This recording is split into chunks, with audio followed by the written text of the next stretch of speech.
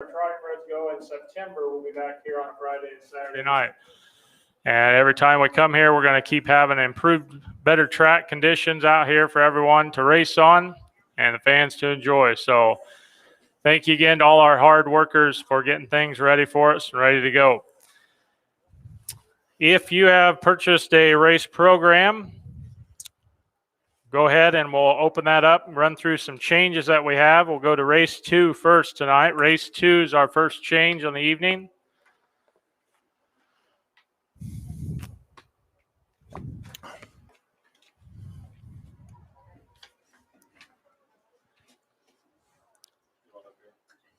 And if you missed, didn't get a chance to get a program, again, they have them, I think, at the gate where you came in. So you can go back up there or out here to get one. Race 2 tonight, we have one scratch. The number 2 horse, Yobro Spook, is out. So scratch the 2, Yobro Spook, in race 2. Turn over to race 5 now, race 5. Tonight's 5th race, we have another scratch. Scratch the 1, GT Miss Kitty, is out. The 1, GT Miss Kitty, is scratched in race 5. Then we will be having a couple intermissions tonight to warm up horses for the next part of racing. So the first is after the 6th race. After race 6, we will have a break. You can write that in. It was missed in the program at the printer. So you can ride a break after race 6. Take just a short intermission, probably about 20 minutes or so, 20, 25 minutes to warm up horses. And we'll condition the track again before we get ready for race 7. Put that up for me. Turn to race number 8. Race 8. I don't feel like playing that stuff ball.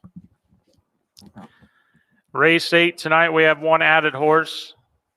Add the number 4 horse. Add number 4, Skyway Charm. The driver will be Virgil Slayball. Race 8, add the 4, Skyway Charm with Virgil Slayball. Turn to race 9. Race 9, one added horse tonight. Add number 5, GV Elise. Driver Jeremy Chupp. Race 9 at number 5, GV Elise with Jeremy Chupp. Turn over to race 10. Tonight's 10th race, the 2 and the 3 horse both were scratched, and so the 1 was moved back to the 9th race there. So race 10 altogether will be out. There'll be no race 10 this evening. So scratch race 10. So after race 9, we'll go right into race 11. Then the final break today will be after the 11th race. So you can write break after race 11. Turn to the 12th race. Race number 12, scratch the 1, Almost Illegal. Race 12, scratch number 1, Almost Illegal. Over to race 13. Race 13, also the 2 horse was scratched, so that's why the 1 was moved back to an earlier race. So there will be no race 13 tonight. Scratch the 13th race out of your program. Turn to the 15th.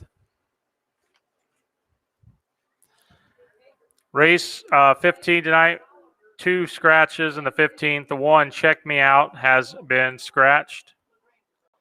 And the 3, Me So Fancy, is also out. Scratch the 1 and the 3 in race 15. And turn to the final race of the night, race 16. Race 16 will be our final of the evening. And scratch the 2, Western Heat. Western Heat is out in tonight's 16th.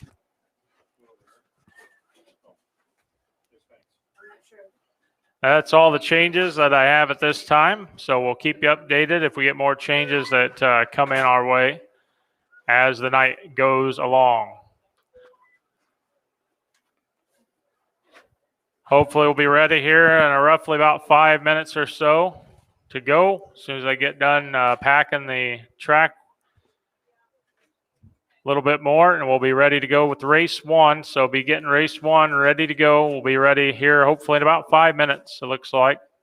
I'm going to be sitting out on the steps. It's going to sit out there. Okay. I can see the start. I mean, I'll try. Okay. Yeah, I got the camera here, so if we need anything. No. Thank you. There's one back there. Okay, people, you can You probably got your watch? Okay, I say I had one out. okay, you can probably hear in the background that I got a few people around me. I got one guy around here that I'm gonna have to keep calm or something. You better be quiet because my son told me to give you some money. Oh, he Now did. I'm not going to. He did. He okay. Okay, then I better keep my mouth. No, Nathan is calling all the races. I'm just going to. Oh, shit. Okay, all right. We're at a new venue tonight, the Kosciusko County 4-H Fairgrounds. Winona Lake is in the background, and I'm going to tell you, folks, that is quite a scene with that Winona Lake there in the background. And I also want to give a big thanks out to all my media contacts down here in Warsaw. They've been absolutely great about letting everybody know that these races are coming to the Kosciusko County 4-H Fairgrounds. So we'll be here tonight. We'll be here tomorrow night, and then it's July 12th. July 12th is the next one here. It's that the 12th, yeah. Now, you're gonna like this. July 10th that's mine. Well, yes, you can just put it down on the floor. No, God.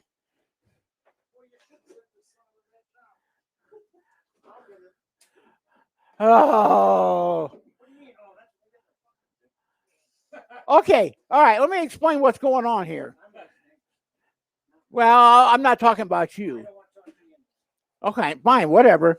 July 12th, we'll be back here at the Kosciusko County Fair for more races. But July 10th, we will be at Noble County, and I found out that the standard breds are going to start at 10 o'clock at Noble County. So we're going to do the standard breds and the ponies on July 10th at the Noble County 4-H Fair. So it's probably going to be close to, I'm going to say 50 races in that general area. Thank you, sir. I know. Okay. No, you're good. You're great. I'm going to make sure that your son here, when he hears tonight, I'm going to praise you a lot. No, it's not me. My son. Now, did your son say for you to give the money or for him to give it? Well, it's basically from him, but I'm going to give it to him because I haven't seen him for a year. So is he going to pay you back? Probably not. Okay. It'll be a combination. Well, all I've got to say with all these fair races coming up, there's going to be a lot of traveling doing. He enjoys hearing your Now, only if I win, and that's not very often. no, that's not. You want to turn your race programs? We have a late scratch in the 11th race. Turn the race to 11. We have a late scratch. But no, I give, Race 11 scratch. you know how I do stuff. Then said July 10th when we're at Noble County. Noble. No, I don't know all these counties down here. What's Noble? Oh, thank you. Yeah, Kiss Kendallville. They're going to have standard breds going at 10 o'clock, and the ponies are going at 2. So I'm doing both. Well, that's probably close to 50 races that day. And like I told the person over at Noble County, something to eat, something to drink, stay out of my way.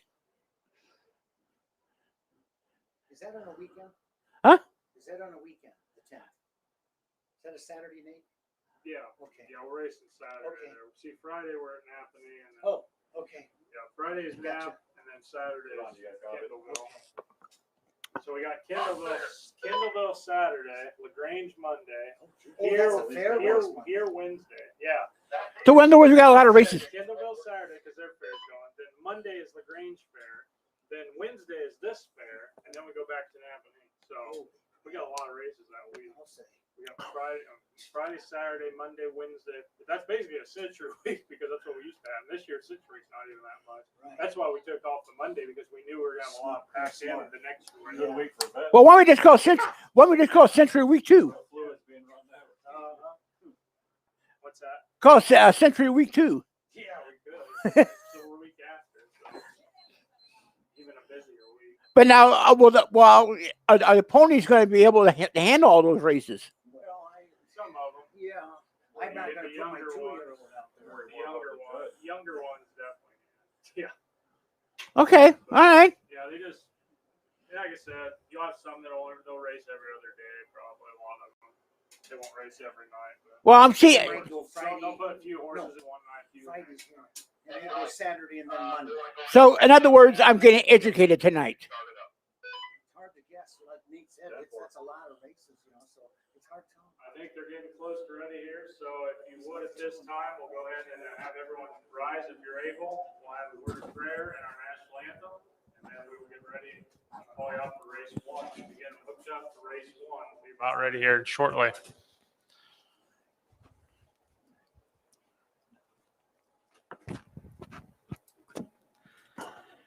Dear Lord, we thank you this evening for allowing us all to gather here and get here safely tonight. And we pray now that you'll just keep your hand of safety upon all the spectators here tonight and all the horsemen and the horses alike.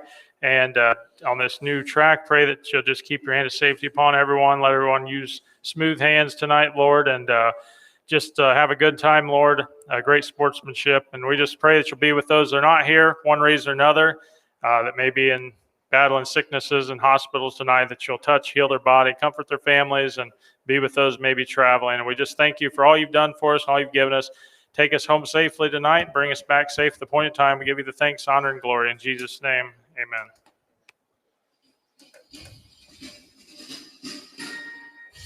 Oh, sing, can you see by the dawn's early light what so proudly we hailed at the twilight's last gleaming, whose broad suns and bright stars through the perilous fight o'er the ramparts we watched, were so gallantly streaming in the rocket's red flame. The bombs were speaking out, gave through the night, and our flag was still there. Oh, say does that star-spangled banner never wave o'er the land of free and the hope of the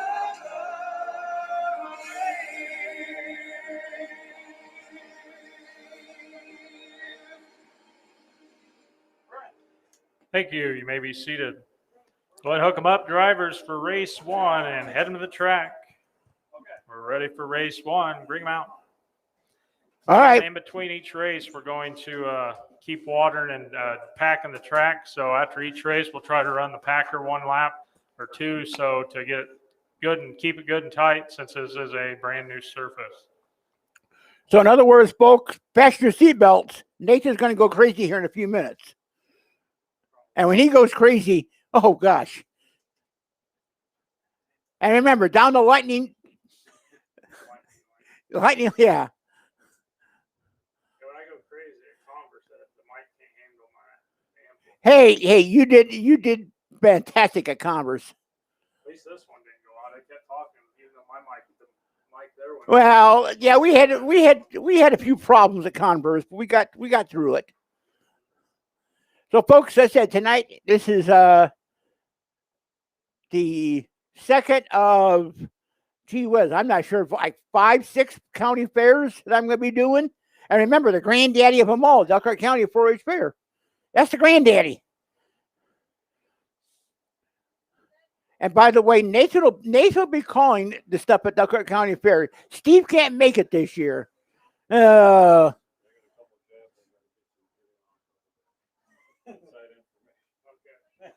sounds good. All right, there's 3 horses. How many horses are on the?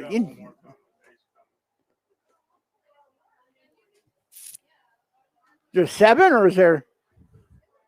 No, just 5. Which Oh, just one are 5. you- I what do you printed. have? I printed that out. Oh, today. these are out of. Those are off the website. Yeah, you're on the wrong page right there. Oh, okay. Race one. Okay. Hey, can you come get my key and go to the car and get my binoculars and the area, please? Come up here. All right, we're getting ready to All rock. right, drivers, you're all out for race 1. Go ahead and line them up and parade them to the post. Bring them around, parade them here on the front stretch like we do at LaGrange, in front of the grandstands, and then we'll go back to the backside. You're ready for the start. That's it, folks. This is going to be just about like the LaGrange County 4-H fairgrounds. So I said it's going to be. I'm not sure the track's going to be fast, but it's going to be Exhilarating. yeah. It's packed down. It looks great. There's 1, 2, 3, 4. There's 5 horses or 5 ponies here in race 1. And remember, folks, coming up in Noble County, we're going to have a whole bunch of races for you on July 10th. All right, they're going to be parading. I'm going to shut up, and Nathan's going to do his thing. Horses on track, parading to the post for tonight's first race. We have a field of 5 fast senior free-for-all pacers to kick off the evening, the year, and the start here at Warsaw Fairgrounds here tonight. The 1 horse is Cyber Wave. She's owned and trained by the Younger Brother Racing Stables of Etna Green, Indiana. The driver is J.R. Stutzman. The 2 is Pokey's Top Flight, owned by Melanie Miller, trained by the Sundown Stables. The driver is Nathan L. Miller. The 3 is Cool Thunder, owned and trained by the Rocky Ridge Stables of Shipshawana, Indiana. The driver, Ryan Yoder. The 5 is Always a Rockin', also owned and trained by Rocky Ridge Stables with Kevin Bontrager. And the 6 is Nitro. He's also owned and trained by Rocky Ridge Stables. The driver, Jason Yoder. We've got a field of 5 fast ones going to the gate for the start of the races here at Warsaw tonight. Race 1, senior free-for-all pacers. Remember, Again, folks, just to let you know, if you are new here, first time seeing a trotting red race, they race a total distance of a half a mile. This is a quarter-mile track. So they will come around, start right here. You see the pole out there with the orange painted on it. That is the start and finish line. So they're going to follow the starting truck over there on the back stretch, get a good running start, and take off. He'll leave them right here at the front of you here, and they'll make 1 lap will be the quarter-mile time, and then they'll go 1 more time around and finish here. and remember, folks, Winona Lake is in the background, and I haven't seen any boats over. Yeah, there's a boat over there watching. Hey, you're gonna charge it? You gonna charge that boat double? We should. He's got 2 good views. Yeah, exactly. You got to, yeah. From the inside out, it's Cyberwave, J.R. Stutzman, Pokey's Top Flight, Nathan Miller, Cool Thunder, Ryan Yoder. In the second tier, Always a Rockin', Kevin Bontrager, and Nitro, Jason Yoder. 3 and 2 out of the turn for the start. Senior free-for-all pacers. Here they come. Go! And they're off and pacing. And first out of there, Cyberwave from the outside. Up second, Cool Thunder. Pacing to the inside, third is Always a Rockin'. Nitro now drops the cover to the inside to be fourth. And after that break at the start is Pokey's Top Flight at the back. Down the back side, we got 4 in and 1 out. On the front end, it's Cyberwave by a nose, a neck now. The outside hung out to dry there. And second is Cool Thunder. Right there coming up from the back row in third now is Always a Rockin'. In fourth is Nitro. Horses spit past the stands for the first time. They'll come to the quarter-mile station. And Cyberwave and J.R. Stutzman leads them. Opening quarter in 35 seconds flat. As they go into that third turn, it's still Cyberwave. To the outside, lurking is Cool Thunder. Nowhere to go is Nitro. He's got the pocket trip now. And coming 3 wide is Always a Rockin'. Down the backside, they sprint. And now Cyberwave drives clear by a length and a half now. In second, beginning to fade is Cool Thunder. To the inside is Nitro. As they round for home and come to the end of the stretch, it's Cyberwave leading them for the finish tonight. In second is Nitro, but Cyberwave will drive on clear to get the victory over Nitro. Up for third is Cool Thunder.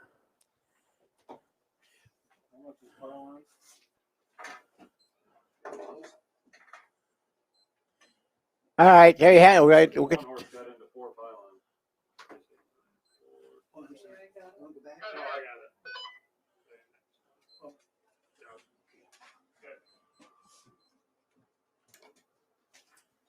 And we'll have the time sharing a little bit. They're getting put together. Okay, I got.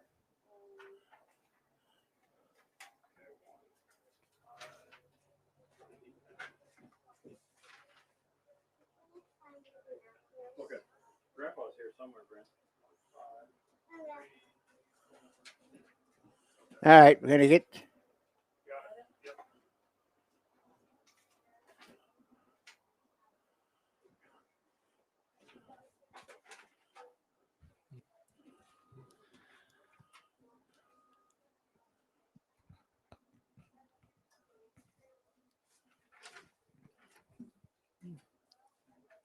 Making our way down the track here to the brand new winner's circle at Warsaw at the Kosciusko County 4-H Fairgrounds. The winner of the first ever race here is the one Cyberwave and J.R. Stutzman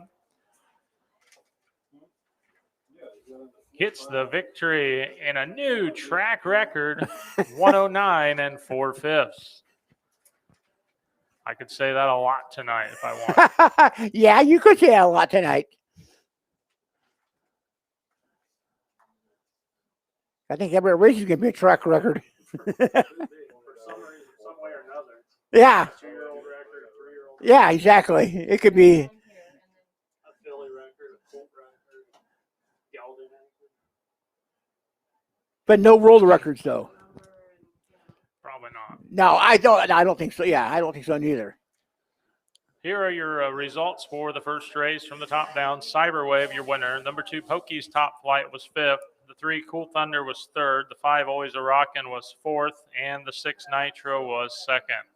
Was he inside or outside? Time of the first horse, 109 and 4/5. Time of the second horse, 110 and 1/5. Time of the third horse, 111 and 1/5. Recheck top down is 15342. Your win time 109.4. Second horse 110 and 1/5. You have the key? The third horse 111 and 1/5. The opening quarter mile was paced in 35 seconds. In the upcoming second race, again scratch number 2, Yobro Spook. The 2 is out in race number 2. Yes, Mary Beth. This is a quarter mile track, and Aries Love Full Sister Cyberwave. Did that sound right? Okay. Mary Beth, I got Nathan right here beside me, so I'm gonna refer a few things to Nathan. Yeah, I raised Cyberwave and Oh, okay. All right. Mary Beth herself. Yeah. Okay, Mary Beth, you got that. And by the way, yes, that's. Hey, no problem, Mary Beth. Anytime I can help you out. You've helped me out with those shirts. And yeah, tonight the signal should be real good. I'm less than 3 feet from.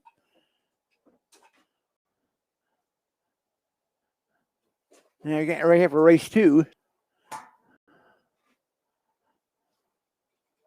Do some checking. Are they going to go about 2 laps each time, you think? Just write it out.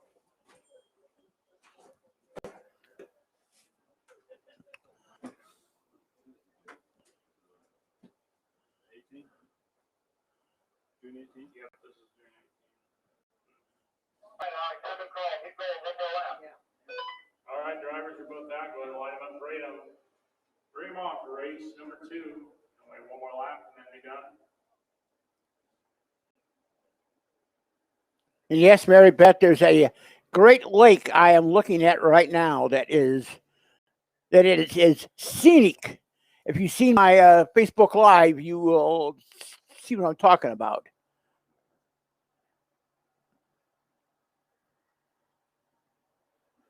Hey, Mary Beth said that we sound good tonight. We do? Yeah. That's a first. Mary Beth, I don't know if you heard that or not, but then Nathan said that's a first.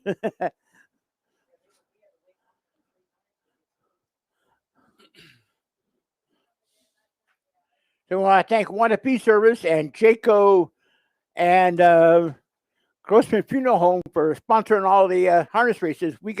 We're just getting going with the Para Tour. Because in July, oh boy, do we have a lot of fairs. Here come the horses for tonight's second race. A field of two pacing qualifiers, 123 and one slower. The one is Shoot to Thrill, owned, trained, and driven by Andrew Miller.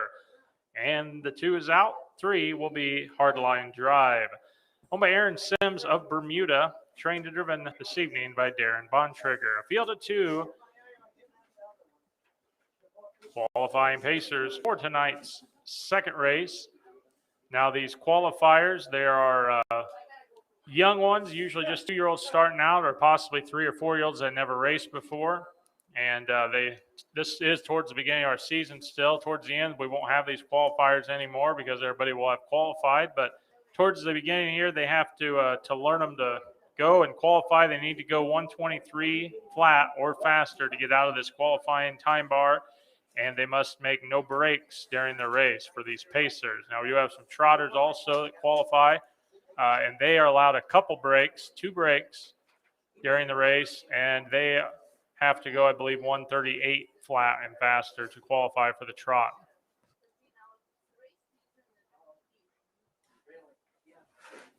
Actually, it's 140 or faster on this track to qualify for the trotters. Yeah, we got Pennsylvania. We got Pennsylvania listening in. Hi, Martha. We got Florida. They got Pennsylvania. Bermuda's on. Bermuda's on. Yeah. Bermuda's on. Francis. Oh, Francis. Well, by the way, Francis, you said that you were going to help out with the Field of 2. We can hear you down Here there. they come. I don't know why. Go. She just said we can hear And you they're down off. there. And Well, okay. And first I don't out of know. there is Hardline Drive, getting out of the gate Okay. first, and second to the inside, Shoot to Thrill. As they pace around the opening turn, your leader is Hardline Drive and Darren Bontrigger. Right there up to the leader's back, and second is Shoot to Thrill. As they go down the back stretch here for the first time, your leader is Hardline Drive. Shoot to Thrill is coming back onto the leader's back here in second as they approach the second turn. Your leader is Hardline Drive. Shoot to Thrill right there with them, though, as they come into the head of the stretch for the first time around. And on top of the field is Hardline Drive. No changes in position as they go past the line for the first time. That's the quarter pole. 44 and 1/5 second. 44 and 1 is the time of the quarter as they go into that third turn now to round for the back stretch. That final time, Hardline Drive extends his lead just a little bit, but Shoot to Thrill is coming back now out of a second as they go down the backside for the final time. It's Hardline Drive on the inside, on the outside. Coming back is Shoot to Thrill as they round the final turn here tonight. Hardline Drive leads them. Second, Shoot to Thrill. Off stride goes Hardline Drive on the front, and Shoot to Thrill comes to the outside now to take over as they come for the finish here. And this one is Shoot to Thrill. Hardline Drive back pacing, but not enough to catch Shoot to Thrill, who will win it. All right, so we have race 2. Nate, mine was running fine. And when I stopped it, it went to nothing. Oh, Should have something Yeah, I like got that. it. Yep. I don't understand. That was good. I always. Mine did that. Mine's done that before, I too. don't understand. I don't know why. Huh. It starts fine, ends fine, stops fine. I'll be damned. Okay. Thank goodness it wasn't a. Yeah. They didn't qualify anyways. They didn't? No, No. they went a little too, not almost, but. What the first race go? 9 and 4, 10 and 1, 11 and 1, 35 quarter. Okay. Yep. Yep.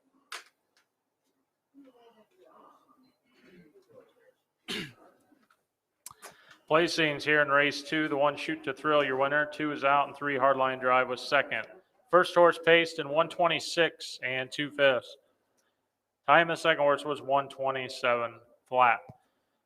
So both horses were a little too slow here tonight to qualify. Top down, 1 scratch, 2. The win time of 126 and 2/5. Second horse 127 flat. Quarter mile time of 44 and 1/5. Upcoming third race here, we'll have a field of 2 senior trotters. This will be a pretty fast, quick race for us. Coming up here for the trot division, our first trot race ever here at Warsaw.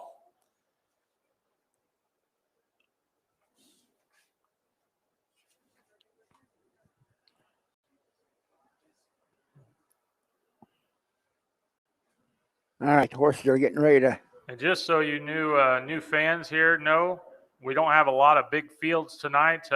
We had a lot of guys that were iffy, being a new track. They didn't want to come out the first weekend, just come out and then check it out and look at it. So not everybody's racing. We have a lot more horses in our organization than you see tonight. Usually we have a lot of fields of 6, 7, and 8 horses. So, and we'll have that here, I'm sure, probably hopefully by the fair time or the end of the year here. But if also we race up at Napanee, right on US 6. So take State Road 15 up to US 6 and turn left, head to the west. It's about 5 miles, and we're right on the south side of US 6. So you'll see the big dirt oval out there. But we'll be racing there this coming weekend. Next weekend we are at Napanee Raceway. We start 7 o'clock on Friday night and 6 o'clock on Saturday. Then we'll be there. We call it our Century Week. We're kicking off. The following Wednesday, June 30th, we'll be there back at Napanee, 7 o'clock post time. And then July 2nd and 3rd, 7 o'clock and 6 o'clock. And July 2nd will be our big night. We'll have our Elite Nutrition, or excuse me, I believe it is, but I'm not sure the sponsor for sure. But we have our added money 5 8-mile races. We'll be doing 3 5 8-mile races on July 2nd. So instead of the normal half-mile races, we're going to be having 3 divisions of the we're going to race at 5/8 of a mile, and that will be our 2 fastest pace races and our 1 fastest trot race. So you don't want to miss that. Come out to watch that. And also, horsemen, if you haven't entered for that yet, get your $50 one-time entry in for that race. And if you're in the top 16 pace and top 8 trot, you will qualify and be in it. If not, you'll get your money back. All right, drivers, go ahead and post parade them for race 3. We're ready to go. Bring them on for race 3, field of 2. All right, race 3 coming up.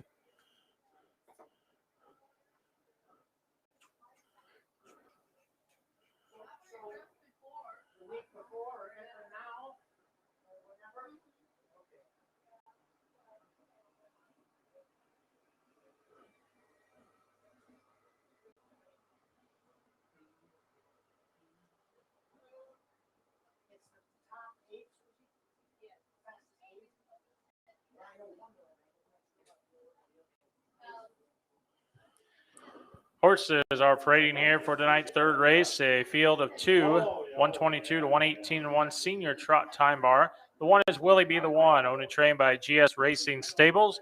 Your driver, Brandy Reed. And the 2 is Cruisin' Jet by Wayne Fry, trained by the Dusty Road Racing Stables. The driver, Stephen Lehman. A field of 2 quick trotters for tonight's 3rd race, senior trot time bar.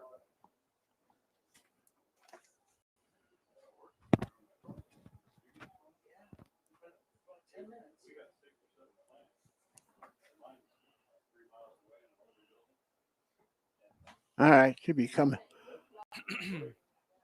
Yep, there you go. There, right in front of us. How do I comment a picture on here? Or can I? I was going to put a picture of the lake.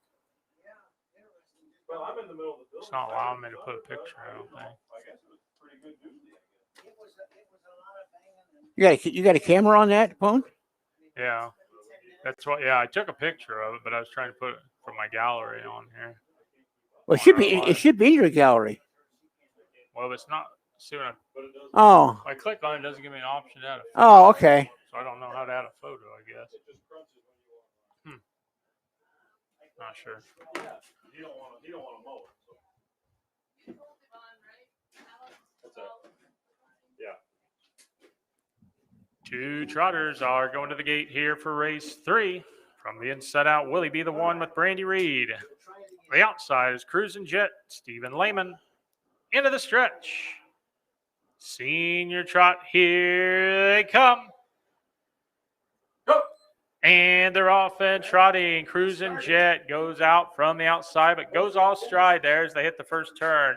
And going up with command is Willie Be the One for Brandy Reed. Willie Be the One strides out, to about a 6-length advantage now as they go down the backside for the first time. Cruising Jet, those quickly back in the trot and coming up now in second, charging up hard for the leader as they hit the second turn. It's Willie B the one, but Cruising Jet has picked up ground, but makes another break there in second as he goes through that second turn, and they come into the stretch first time by, and Willie be the one.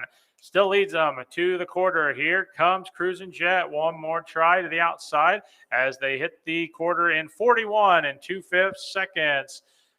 They go into that third turn to go down the backside now for the final time, and your leader, it's still Willie be the one. Second is Cruising Jet down the backside. Second and final time now. Cruising Jet going to give it one more try. Coming up quickly to the outside of that leader as they hit the far turn. It's Willie be the one. The inside. Cruising Jet the outside. Off stride. There goes Willie be the one. Cruising Jet coming up now to challenge as they hit the head of the stretch. It's Cruising Jet who takes over. Willie be the one is second, but Cruising Jet now is going to go on up to win this one in race 3 over Willie be the one. See what you can do.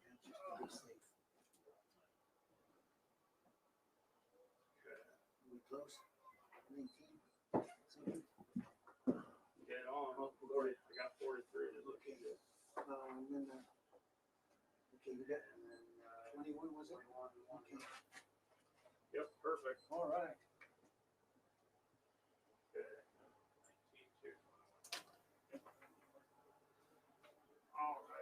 Are these, my memory's horrible, Nate. Are these times sort of close to Grange? Well, they're supposed to be. It's same size, so they go off of it. But the first two were slower. Yeah, I mean it's the track's Right. soft, No, I understand, but I'm just. But are they fairly- that one was the closest yet to their time. I mean that one was in their time mark. Okay. Yeah. Yeah, I don't think the try. Yeah, it's been a slower try. We were talking about Willie. Into the winner's circle is your winner of race number 3, the 2, Cruising Jet, Stephen Lehman, gets the victory here tonight in a time of 1:19 and 2/5.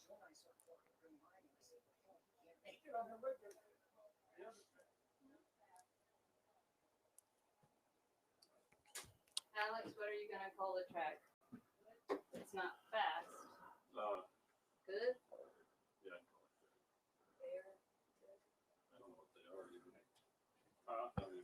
I think it's muddy, slow, fast, good, fair. Maybe 5. Yeah, good. So it'd be fast and good. It'd be It's not nice. fast, yeah. It's fast, good, fair, slow, muddy. That's your 5 choices. So it starts raining, call muddy. If it's, Yeah. Yeah. I mean, it's in between a fair and good, I would Yeah. say. But it's good enough to call good. I would I say. don't think the surface is that bad. It's Yeah, just flat it's and just underneath, flat, and Yeah. underneath it's not packed hard. Results, race 3, the 1, Willie be the one was second, and the 2, Cruising Jet was your heat and race winner. The win time trotted in 1:19 and 2/5. That's second horse trots in 1:21 and 1/5. Recheck again, 2-1. Your win time 1:19 and 2. Time of the second horse 1:21 and 1/5. The opening quarter was trotted here in 41 and 3/5 seconds. Again, don't forget they have concession stands available down here to the west side of the grandstand. So make sure you make your way sometime tonight during the intermission or so. They got all kinds of great hot food available. We got hot dogs, cheeseburgers, tenderloins, nachos, I believe. So lots of good food, and it's very affordable prices. So make sure you head down there and get yourself some food, something to drink tonight at the concession stands. We also have the restrooms located just behind the concession stands. You use the restrooms. And we'll continue to improve on that as well. We'll have some porta pots down by the trailer area next time we come back here for the fair and other stuff, and by the end of the year as well. So make sure you plan to come back here to Warsaw at the later dates to come in the season and the summer. And we got the boats out there watching also. Mhm.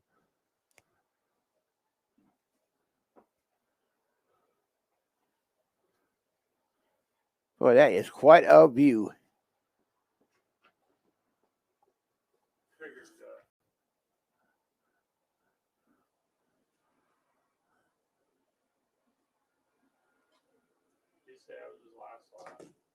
I can see some boats tailgating out there. We'll line up, Freedom drivers, race 4. You're both out. Field of 2. Bring them on.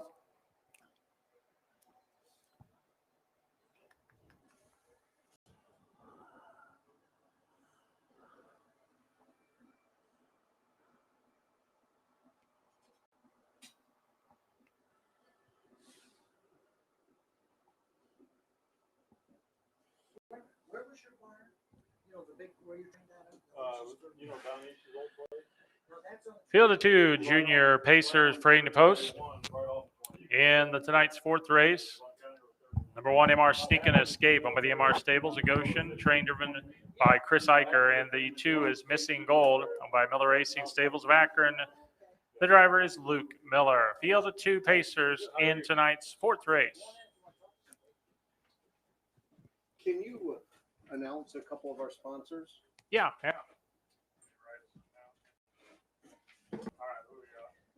EF Roads.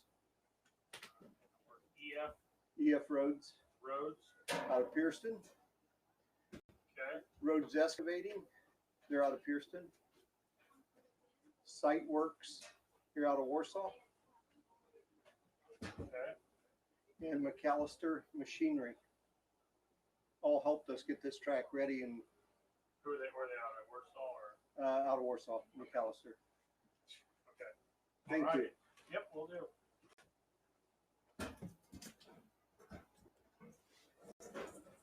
The Warsaw Fair Board would like me to give a shout out to their sponsors who helped get all this together here at the fairgrounds. Thanks to EF Roads out of Pierceton, also Rhodes Excavating in Pierceton, Siteworks here in Warsaw, and also McAllister Machinery in Warsaw. So a huge thank you to those 4. I'll mention them again here in a little bit, but thank you to those for helping out and getting the track prepared and ready to go.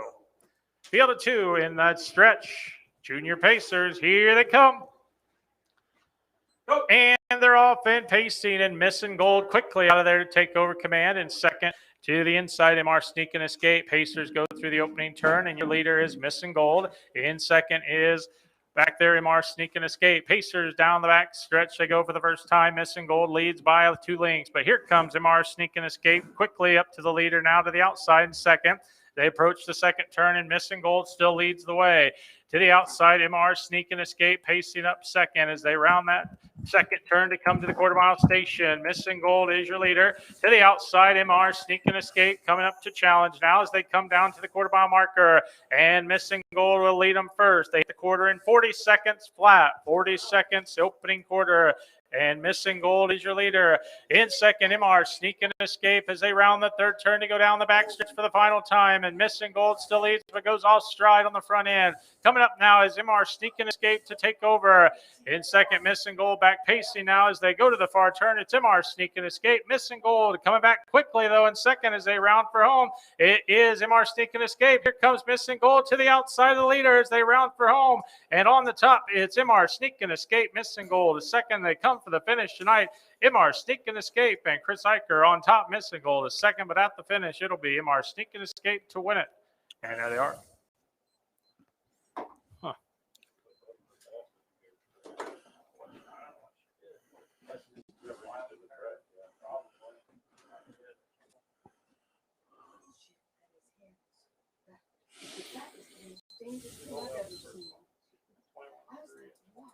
Okay.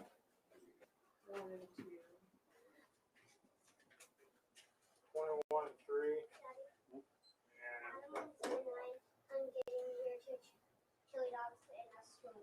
Okay, you know mine. She has $10. How much for your fries? My fries are $2. Oh, so you guys didn't use much. You got plenty of money still? Yeah. Okay. Thank you. Like the chili dogs, $2 chili dogs are $4. And then my cold water is like $4. Okay. 2 waters. Sounds good.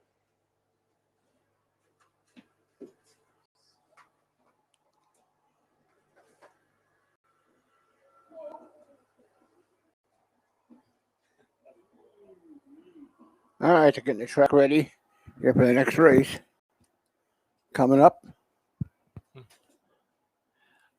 Down the track to the winner's circle. Winner of race 4 is the 1MR Sneak and Escaping, Chris Eicher. Pace is the victor tonight in a time of 1:21 and 3/5.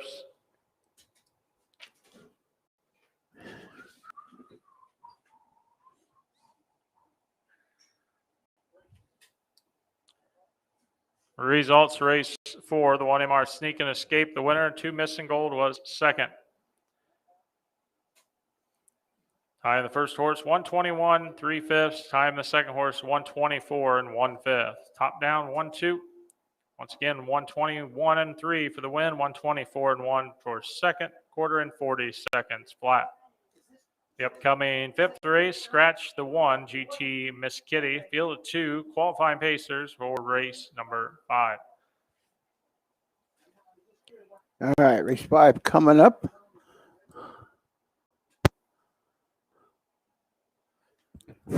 Okay.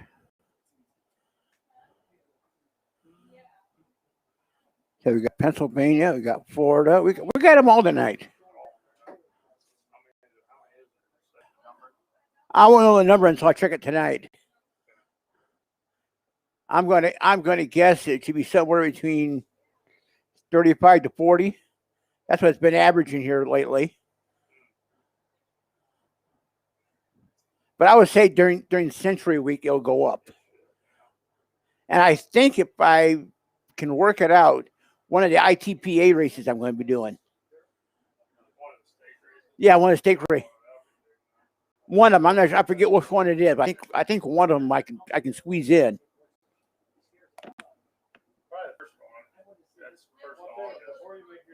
Yeah, I think that's. I think that's like August 6th, 6th to 7th.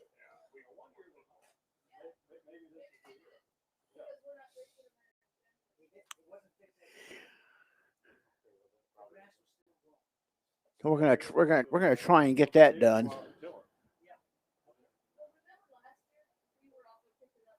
like I said, every year you start There, feeling more comfortable.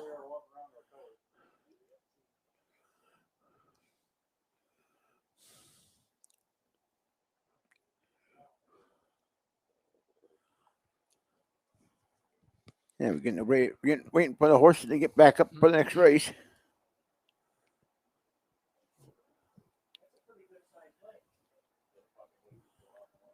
All right, drivers, go ahead and bring them on. You're both out for race 5.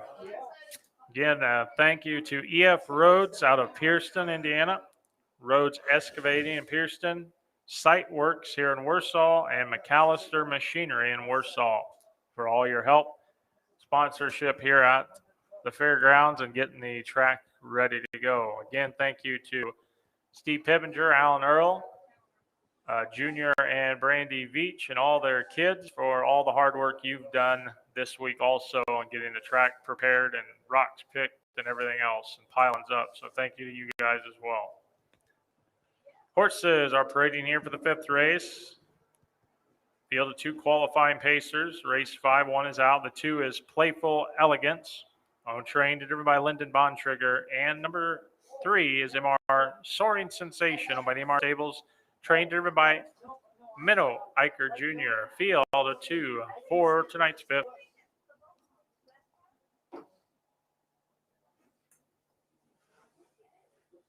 Yeah, that's the boathouse. Yeah. Yeah, boathouse restaurant. Yeah, it's a real nice fancy restaurant over there. It's right on the lake. Nathan, Larry. Do they deliver? Marietta Loniger come home yesterday to pick up Rob. Thank them, you said? Yeah. Are they here? I don't know. I didn't see him, but Randy just. Also want to thank Larry Weaver and Marietta Loniger yesterday for your work helping pick rocks up as well. Thanks to Larry and Marietta for helping on the track getting ready.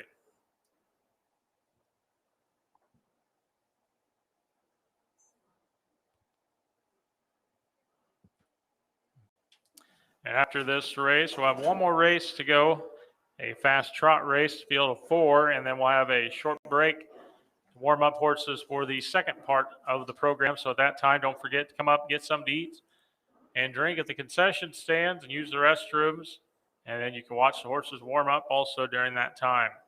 We'll just have a quick break. It won't be that long, about 20, 25 minutes, and we'll get right back to racing. We have one more break after race 11 as well.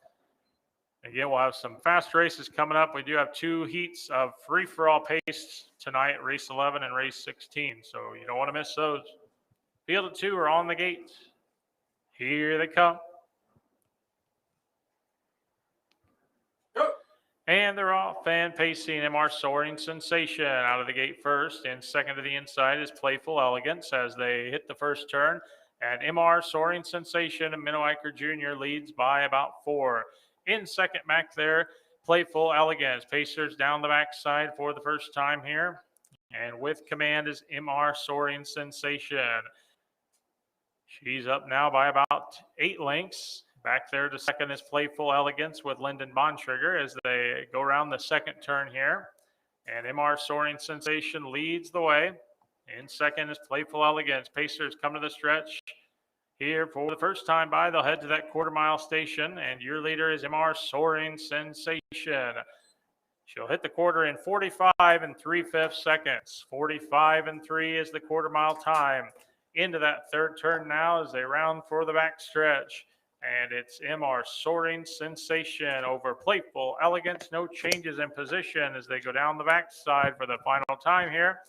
And this one, MR Soaring Sensation still by about 9-10 lengths now. Playful Elegance still second. They hit the far turn, and it's MR Soaring Sensation looking strong on the front end tonight. Second is Playful Elegance. They round for home and come to the finish here in this one. And your leader is MR Soaring Sensation, and MR Soaring Sensation will pace on home for the victory in tonight's 5th race.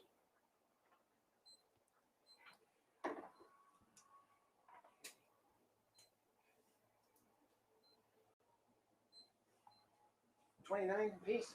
Yep. Okay, I can't see the other little numbers. Okay.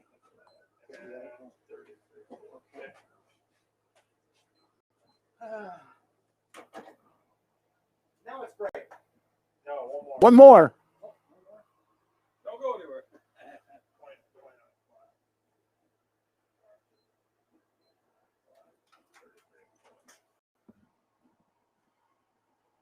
Heather just gotta stop shaking. She was going. She didn't think anybody was watching. You're on camera.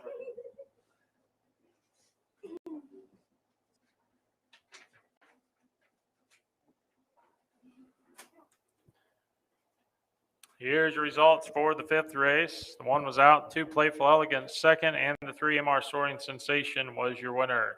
Time of the first horse, 129 flat. Time of the second horse, 133 4/5. Top down scratch, 2-1. Once again, 129 flat for the win, 133 4 for second. Quarter time, 45 3. One more race to go here before our first break. We have a field of 4 junior free-for-all trotters. This will be our second fastest race of the night so far, other than our first race of the evening. Should be a good one coming your way here in race 6. So as soon as they get another round with the Packer, we'll call you and be ready for the 6th. And then have horses ready to warm up. If you're in races 7 through 11, we'll get you out there to warm up for intermission.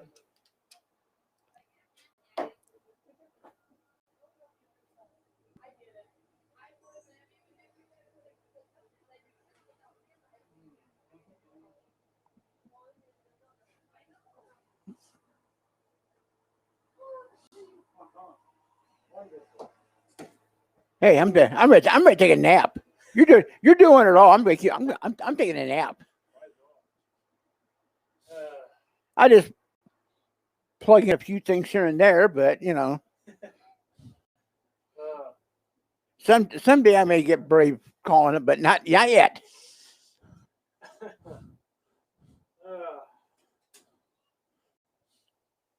You and Steve are a field all by yourselves. Didn't you Yeah, I did it a little bit, but it sounded terrible. Does that go over YouTube or what? Yeah, Facebook and YouTube. Facebook and YouTube. It goes on both of them. But not video? Not I wanted to do it tape delay tonight, but as you can tell, there's not enough room. You know. Yeah, it's. I got Florida, and I got Florida and Pennsylvania and Illinois, all listening in, and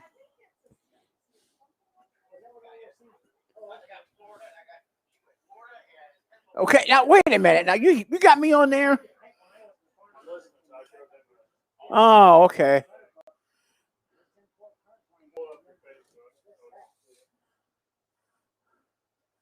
Yeah, it is about a 5-second delay. Yeah. A little bit. Where's the last horse? Oh, there he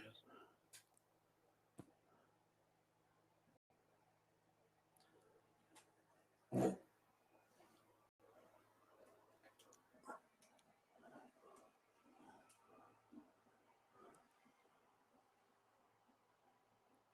Get the packer off, pack it down.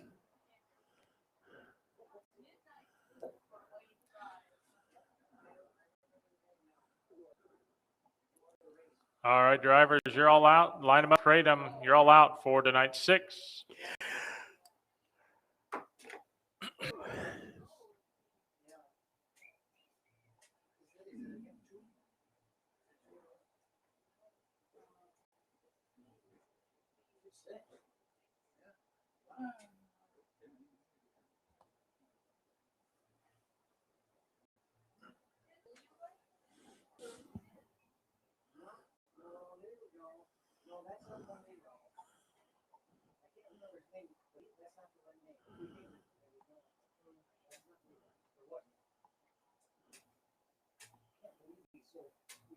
Okay, we'll field of 4.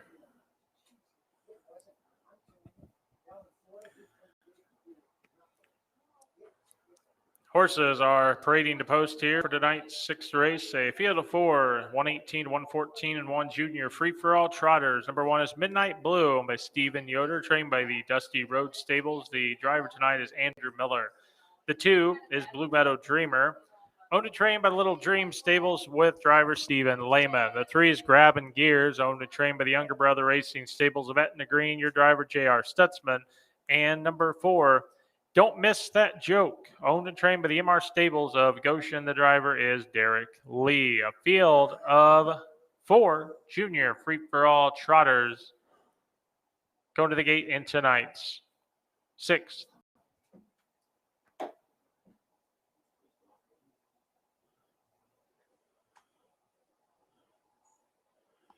All right, Grandma. Derek Lee's in this one, so let's see what happens. Oh well, strike 1. DQ him. Fine for Derek Lee. Oh well, that yeah, We could do that. yeah. Wrong number pad. Man, he can't get the 2 settled.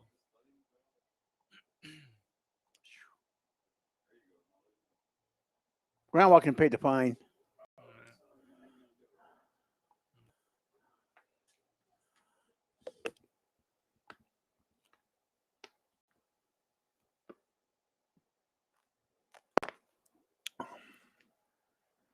Field of 4 are on gate around the turn.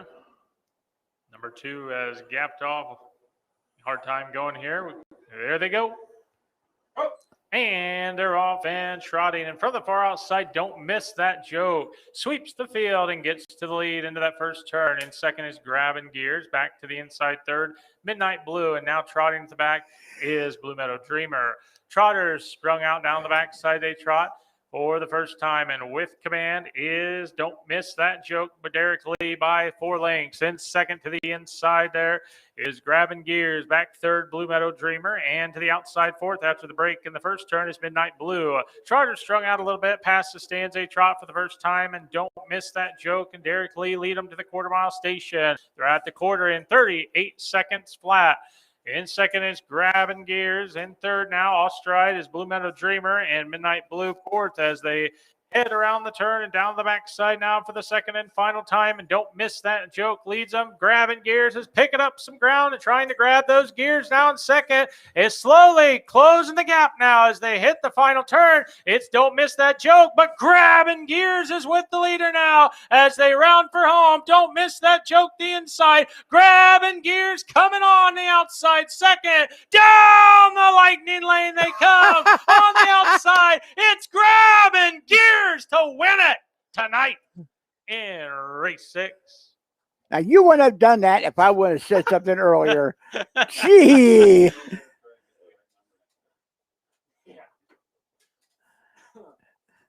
As soon as I heard you say that, I thought, oh, God.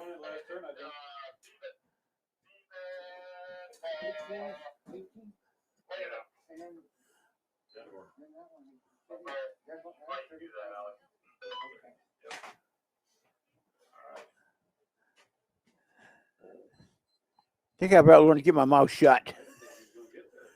Yeah, it didn't look like it. I knew your bellow was dying in a hurry.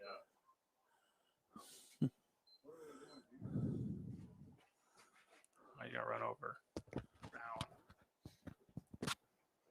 Race an extra mile. Placings, race 6, the 1 Midnight Blue was third. The 2 Blue Meadow Dreamer was fourth. 3 Grabbing Gears, your winner. And the 4 Don't Miss That Joke was second. First 2 horses trot 118 flat. The third horse 135 and 1/5. Top down 3-4-1-2. Time of the first 2 horses 118 flat. Time of the third horse 135 and 1. A quarter time 38 seconds flat into the winner's circle. Making it 2 for 2 for J.R. Stutzman on the night.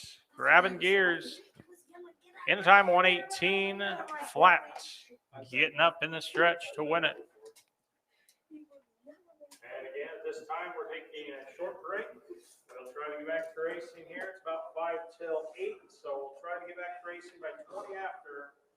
We got the track conditioned and ready to go by 20 after 8. We will try to get back to racing for race number 7.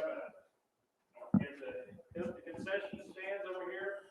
Located, come up here to the grandstands. Go to the east side, top east side. The grandstands and the concession stands. Like I said, they got burgers and pork tenderloins, fries, nachos, all kinds of other goodies available. So check that out. We got restrooms also right behind that.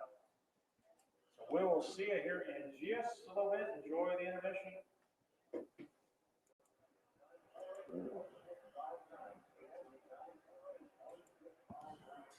All right, you have an intermission, so I'm going to tell you what we're going to do. We're going to get a. Wait a minute, I got the wrong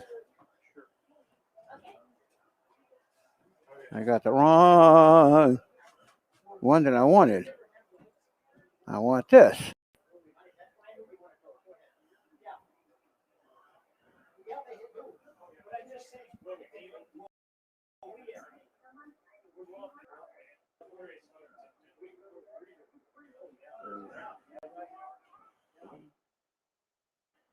Naturally, there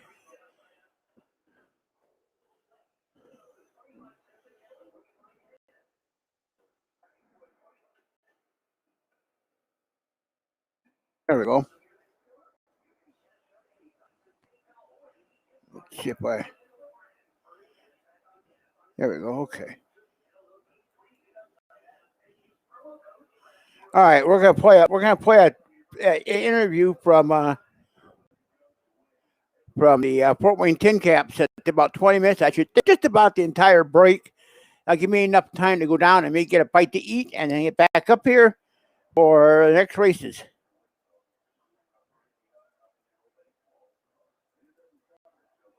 Well, hopefully.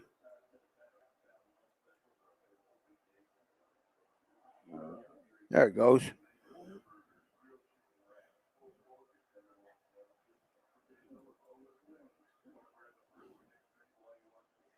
The Tin Caps host the Minnesota Twins affiliated Cedar Rapids Colonels tonight. First pitch is coming up at 7:05 on what's the first ever Lou Gehrig Day in Major League and Minor League Baseball. It was on this day in 1925 that Gehrig became the Yankees' starting first baseman.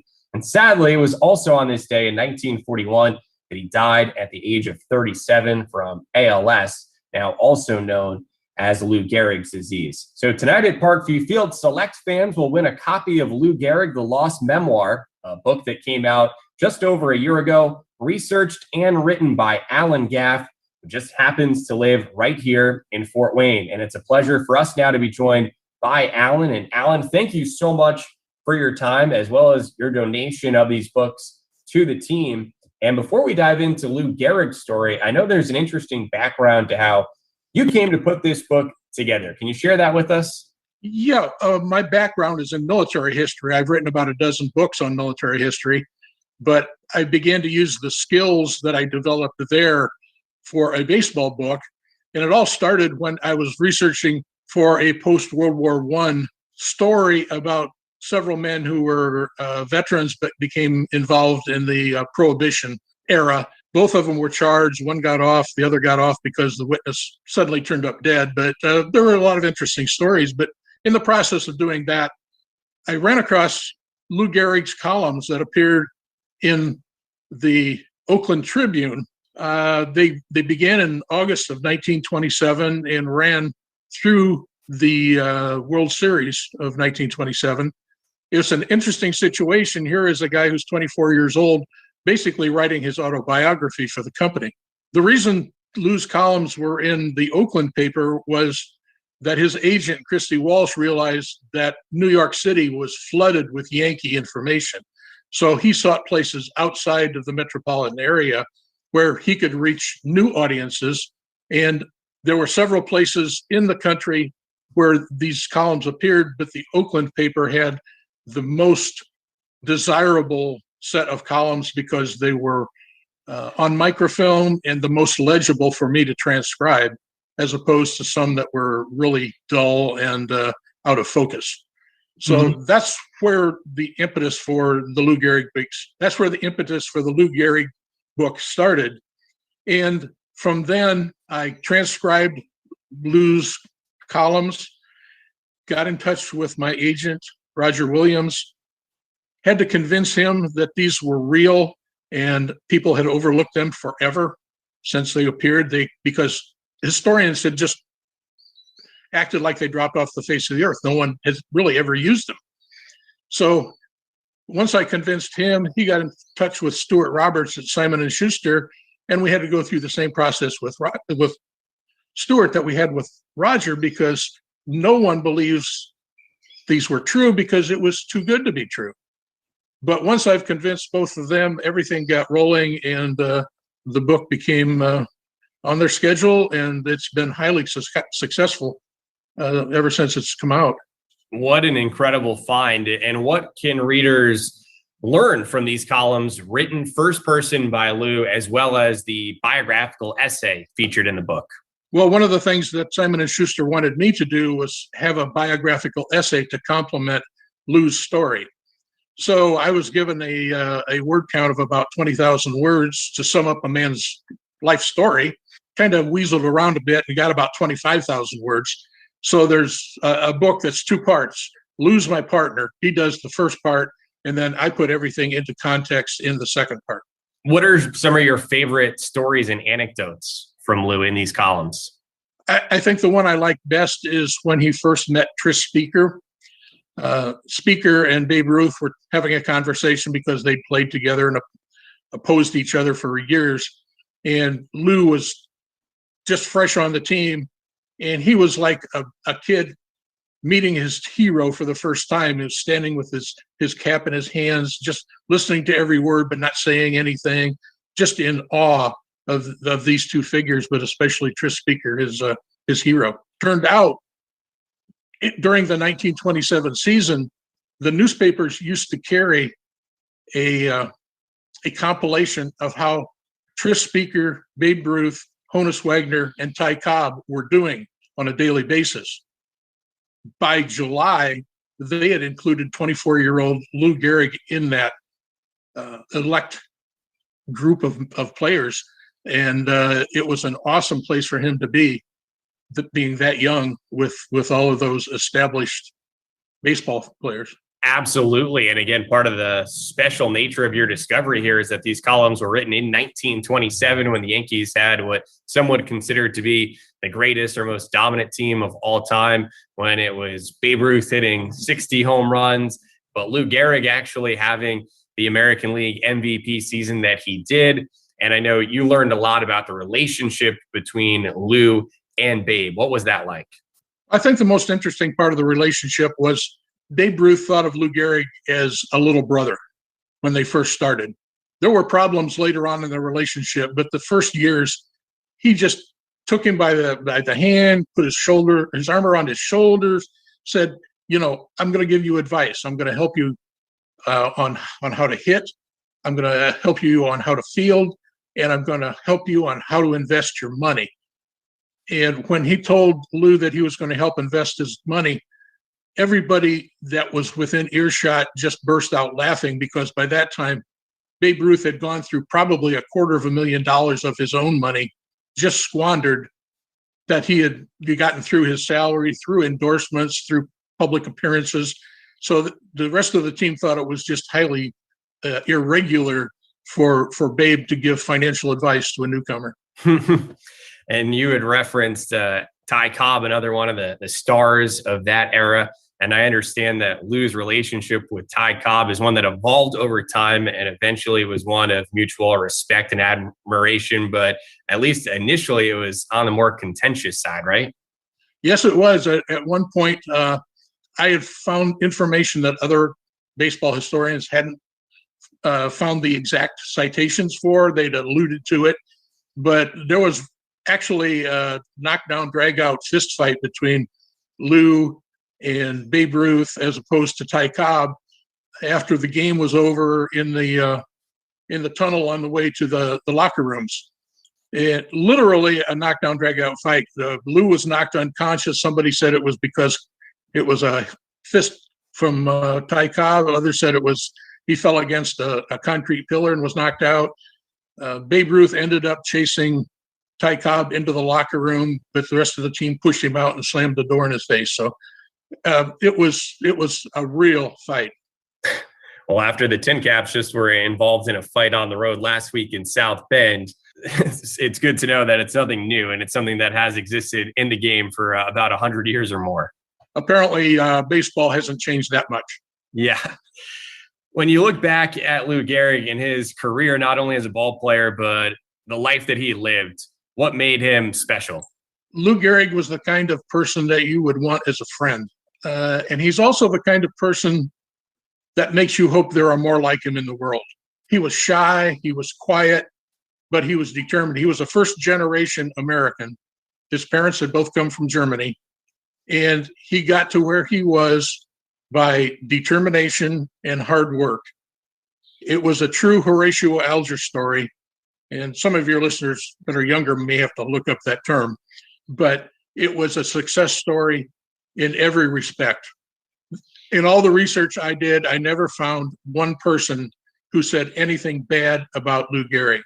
There would be scuffles during a game. There were games when he got thrown out by an umpire, but there were never any long-term implications of any person at all, even in the stands, that had anything bad to say about Lou Gehrig.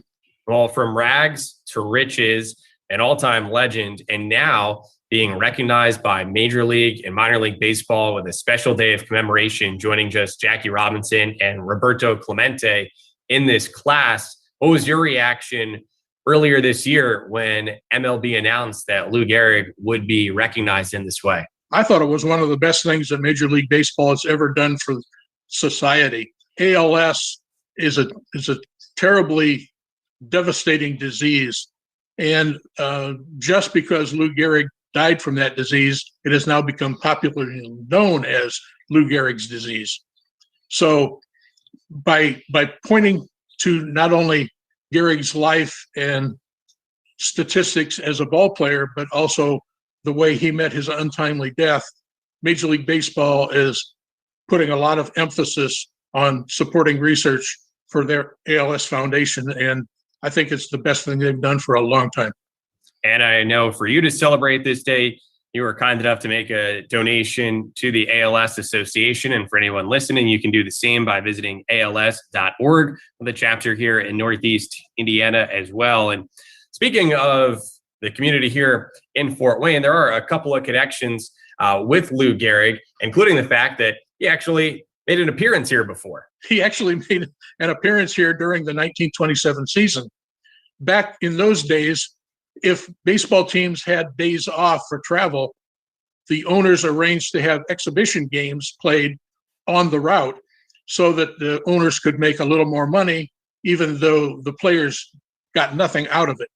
So in this case, they had finished a homestand on the East Coast and were going to Chicago to play the White Sox. There was a day of travel, so they made arrangements, since the railroad came right through Fort Wayne, for them to play a team from Lincoln Life on May 6th of 1927. So Fort Wayne got a chance to see Lou Gehrig, Babe Ruth, and the rest of the team during that season for what I think is the best baseball team ever. Right, and many would agree with you. And then that year when he was writing these newspaper columns, he was writing them himself first person, which nowadays, if we see something published by a professional athlete, the assumption is made that there's a ghostwriter. And that was even commonplace 100 or so years ago. But for the most part, it was Lou, who you discovered wrote these himself. I know, though, by the time it came to the end of the season when he was competing in the World Series, he did get a little bit of assistance in writing his columns. And that actually came from another Northeast Indiana native in Ford Frick. Yeah, that's correct. During the regular season, when he started to write these columns, it went really well at first, but then he realized that it's not as easy to become an author as he thought it was. So he would become a little behind. His columns wouldn't appear in the order they were supposed to. They were late. So when baseball got to the World Series, his agent arranged for Ford Frick, who was born in Milwaukee and went to school in Rome City, to help him. And I think Lou wrote most of the columns. I think Ford Frick just touched them up, made them better for newspaper columns, because there was no way that Lou could do it. He had to have a hard and fast deadline. If he wrote his column on the first game of the World Series while the second one had started, it didn't mean anything. It had to be done on time, and that's why he had some assistance. But I think basically the bulk of everything was done by Lou Gehrig. And Ford Frick would then go on to become the third commissioner of baseball, and to this day is recognized in Cooperstown with an award named after him that goes out to outstanding broadcasters. And at Parkview Field, there is a section sign commemorating Ford Frick's impact on the game, and including here in Northeast Indiana. Alan, what else? Maybe someday you'll win that award. That's what we're working towards. We'll see. I hope so.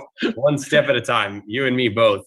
And Alan, what else would you like for people to know about the Lou Gehrig that you got to know? I've heard you say that you started this project covering Lou Gehrig. By the end of it, you felt like you got to know Lou on a first name basis, but his legacy as, again, not just a ball player, but as a person. Well, as a personal note, when I started this project, I always referred to him as Gehrig or Lou Gehrig. But by the time I got maybe halfway through it, he was just Lou. He was, a friend who is no longer here, but I felt a real closeness to him. And I think people who learn about him will feel the same way. He was a remarkable individual, achieved wonderful things, and was taken too early. So it's a success story and a tragedy all rolled into one. It would make a great movie. And I guess shortly after his life, it did become a movie with the pride of the Yankees. And even though he was such an incredible talent and a hulking, strong physical figure, at the same time, still a very relatable person from, as you mentioned, humble upbringing, difficulties in his home life, but yet a very close relationship with his mother, and even overcoming as a kid being out of shape and not always the most athletic, and really learning the lessons of hard work and eventually achieving his goals. Yeah, he didn't even speak English until he went to kindergarten at school, because even after he was playing in the major leagues, he would go home and he would converse with his mom and dad in German. And naturally, he had a German Shepherd as a pet. So he was proud of his roots. And basically, he got his start by going with his dad to the Turnverein, which is like a German social club. And while his dad would play cards, he would go work out on the physical equipment, whatever they had. I don't know, but yeah, that's where he got his start as far as building his body. And if you see the book, there's a picture in there which shows his upper torso. He looks like somebody who could go into a cage match today. He was that awesome in his upper body. As a matter of fact, one of the things he really was worried about was the fact that during batting practice or even during a game, that he would hit one of his line drives back to the pitcher and kill him. He was that worried about his ability and his strength that he did not want to hurt people, but he was afraid that it might happen. And he put that strength to use, hitting 493 home runs in his remarkable career, which again, Alan documented in Lou Gehrig, The Lost Memoir. And Alan, for listeners here in Fort Wayne who are interested in the book, where can they find it, as well as those from outside of the area and beyond? Well, the book is available wherever books are sold. It's available on the internet, major retailers. We personally, in my family, like to shop at local bookstores. So if I can plug for Hyde Brothers Books, I'll do that. I'm sure they would help you find a copy if you need one. Anywhere you look, I think you'll be able to find it. The reviews have been overwhelmingly positive. And one thing that I might mention is that over the course of time, I've heard from numerous people who are friends as well as total strangers telling me that they finished my portion of the book in tears. So people do learn about Lou Gehrig and appreciate what he gave to the sport.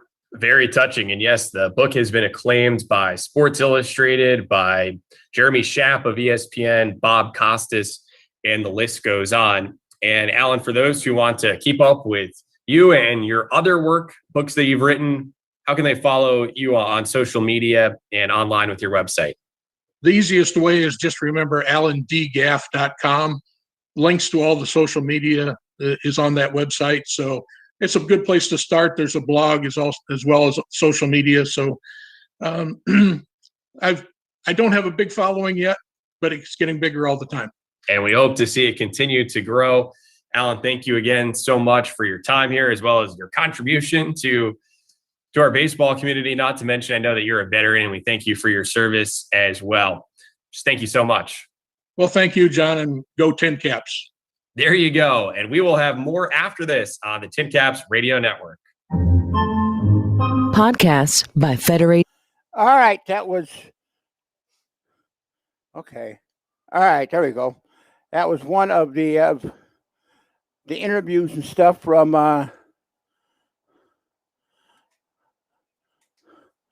Fort Wayne Tin Caps. All right, and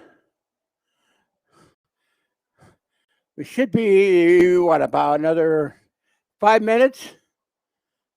Getting ready to get going here from the fairgrounds. Here with the Kosciusko County 4-H Fairgrounds here in Warsaw. The first time we've been here, and I'm telling you, the track is getting better.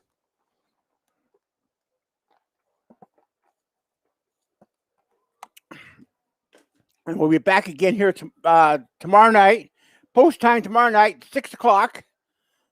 And there's I think 16 races tomorrow night. That sound right? That's something like that, yeah.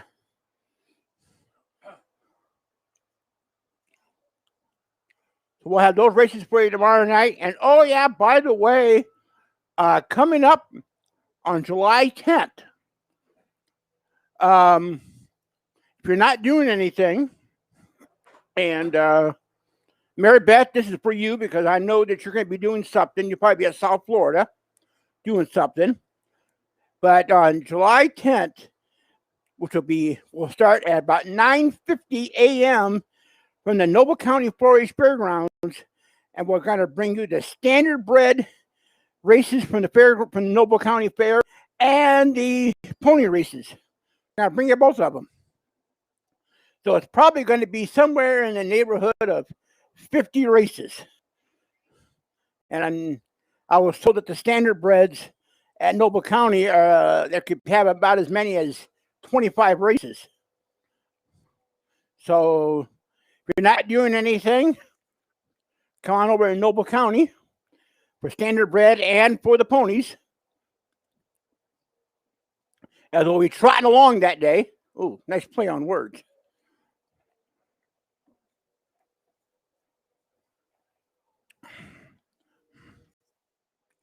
We'll have that for you. Right now, so we'll be at the Grants County 4-H Fairgrounds, and we'll be at the granddaddy of them all, the Elkhart County 4-H Fair. We'll be there for 3 days doing races there. And oh yeah, by the way, Nathan's going to be there calling the races. Now, Steve can't make it. He's committed some other stuff. So I said that will be. And I gotta give a shout out to everybody listening tonight. We got Martha, which is grandma, listening from PA. Judy is here from Illinois. She's here. I've seen her downstairs. And we got Mary Beth from Florida. And I understand we got Bermuda listening in. Francis is listening in, or he was.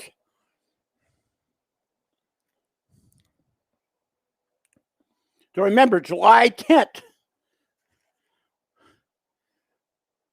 Yeah, I think, or July 12th. It's one of those two. We're going to have a whole lot of races for you.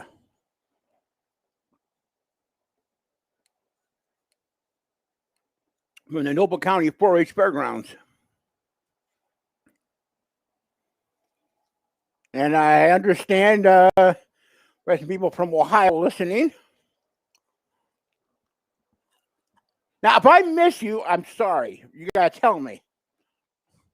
I know Bermuda was listening in. I'm not sure if anybody from Canada was listening in yet or not. I have no idea. But remember, folks, next week we start Century Week. Century Week 1.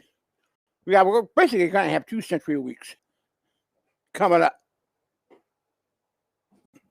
It's not really an official Century Week, but it's going to feel like it.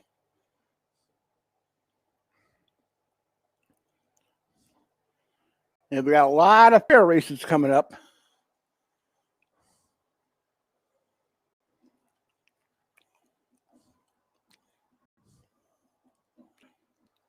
And oh yes, by the way, the scene here at the fairgrounds here at Warsaw is absolutely spectacular.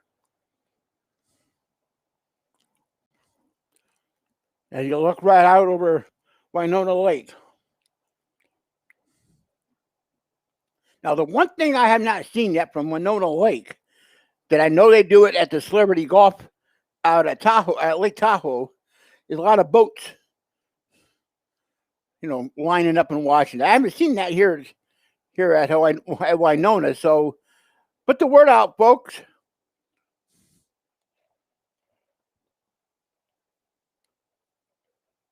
That'd be kind of nice to have some boats over there at Lake Tahoe. Lake Tahoe. Yeah, we're going to Nevada. Yeah, we're going to Nevada. Yeah. That's where the celebrity golf outing is at. Celebrity golf tournament's at.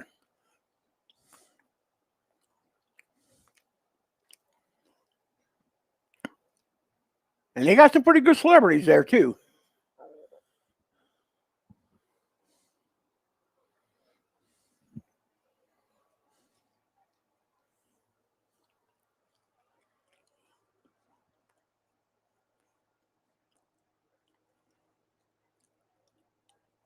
Yeah, I don't hear Nathan come.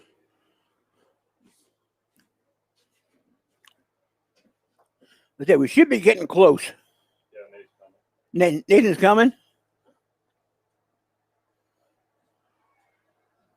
Have you had a DQ anybody yet this year?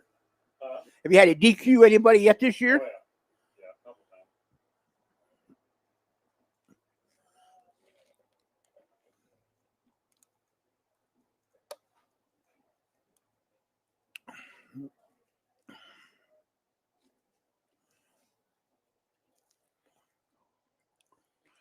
I said the construction people here in Warsaw have been absolutely great getting this track ready to go.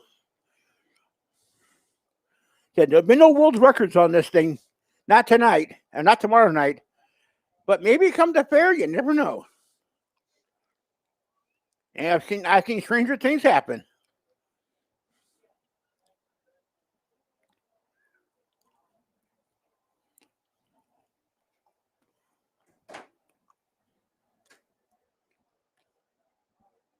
Make sure you got the lid on that when you flip it.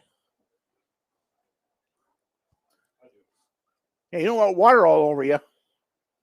Put the lid on. Okay. I'm a lid putter. Okay, I just want to make sure. With all this equipment up here, we don't want water in it. That's the last thing we need. What are we looking at, Devon?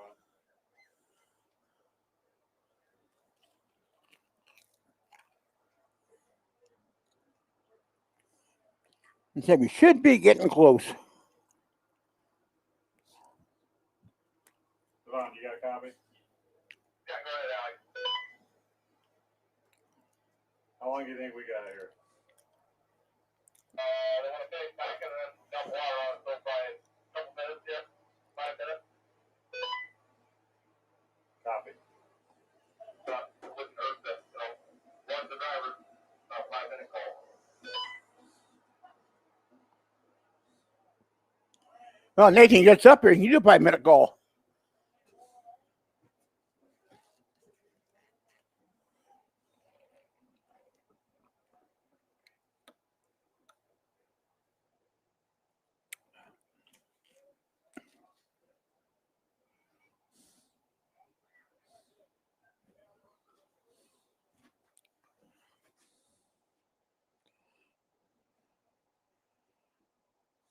That's that, folks. The backdrop for these races. I don't think we've had. I don't think we've had a better backdrop. About 5 minutes. Start getting them ready.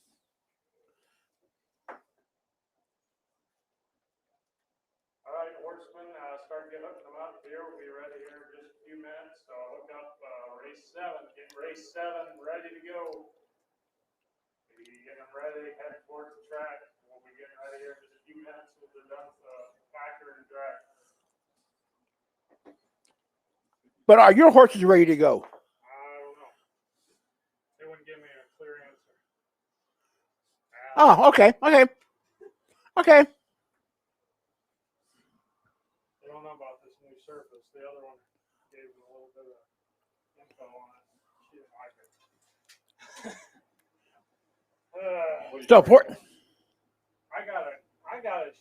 I do have a pretty flat quarter-mile track I train on, and sharp curves. Is it like dirt or is it limestone? Just dirt. Yeah, just dirt. Sand, pretty sandy. Yeah. Like I said, they should be used to it. I don't think that filly didn't hit or nothing. I think she just got getting a little moody or something, and she's just up about because I didn't work her hard. I froze a splint first of the week, so I only jogged her one day this week. So I think she's just kind of feeling Cheerios. Yeah, probably. Wanting to butt, so Really, she's gonna get whatever they want. yeah. She did that last week in Abilene because she was in heat last week. Now she's out of heat, but she's still doing it. So she's gonna get a heavy, hard work and training week this week. Try to get that worked out of her system.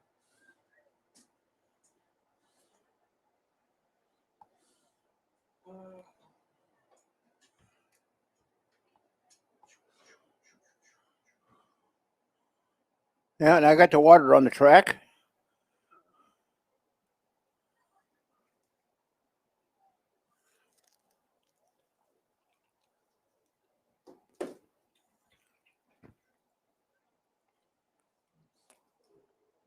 Yeah, they said they're gonna have to get a couple speakers down there facing the trailer because you can't hear hardly anything. Yeah. Back there.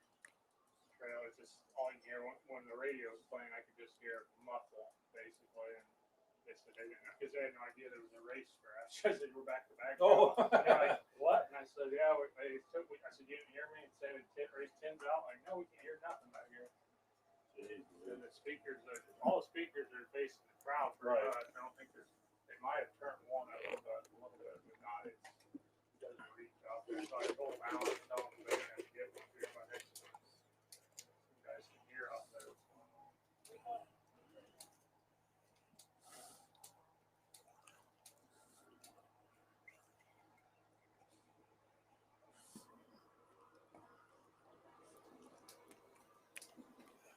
All right, we're getting close to getting ready.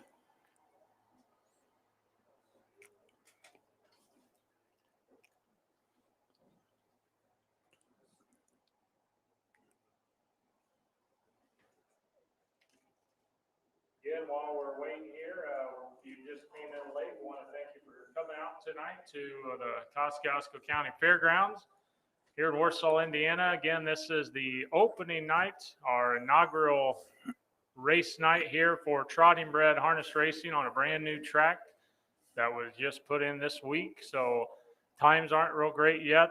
That's why we're packing at every race, trying to get a good hard surface. Harder we can get it packed, the faster the horses will go. So, and then we're going to work more on it as season goes along, keep adding a little more slope and stuff to the turns. It'll help the horses take the turns a little better too and go a little faster. So hang in there and keep coming back. We've got tomorrow night at 6 o'clock. We'll be back here. And then also Wednesday night of the fair, when the fair is going on, we'll be here. That is July the 14th. July 14th, Wednesday night at 7 o'clock. We'll be out here racing on this track. And then later in the summer, towards the end of summer, actually, it'll be September 10th and 11th, Friday night at 7, Saturday at 6. We will be back here at Warsaw to close the season here for us. And then next year, hopefully we'll have maybe a few more dates on the calendar to be racing here. So thank you for coming out, and we will see you tomorrow night again here at 6 o'clock, and then a few more dates later in the season. Don't forget, next week, though, we're up at Napanee. You know, if you've been on US 6, just take 15 up to US 6, go west about 5 miles, and the track is right on the south side of the road on your left-hand side. If you're headed west, if you're coming up 19, you're about 3 miles east of Napanee on the south side of the road. You'll see the dirt oval. So come up there next Friday at 7 o'clock, 6 o'clock on Saturday. And we'll be having several races next weekend on Friday, Saturday. And then we're also having a race the following Wednesday at Napanee at 7 o'clock post time. And then the next Friday and Saturday, July 2nd and 3rd, we're at Napanee, 7 o'clock Friday, 6 o'clock on Saturday. And don't forget, to fans and horsemen, July 2nd, we'll be having 3 5/8 mile races. And those will go to we'll have 2 races with the fastest 8 pacers in each race. We'll have 8 in one, 8 in the next race, and then we'll have the fastest 8 trotters in one race. It's $50 entry per horse. And that is due by next Saturday. Next Saturday, you have to have your entry in, $50 per horse to enter into that. And then we'll take, like I said, the fastest 8 for the first race of the pace, the next fastest 8 for the second, and then the fastest 8 for the trot. There will be $1,000 added to each of those races. So a total of $3,000 added in purses for those 3 races, as well as the entry cost. All right, drivers, looks like we're ready, and you're all out. Line them up, parade them. We're ready to go for race number 7.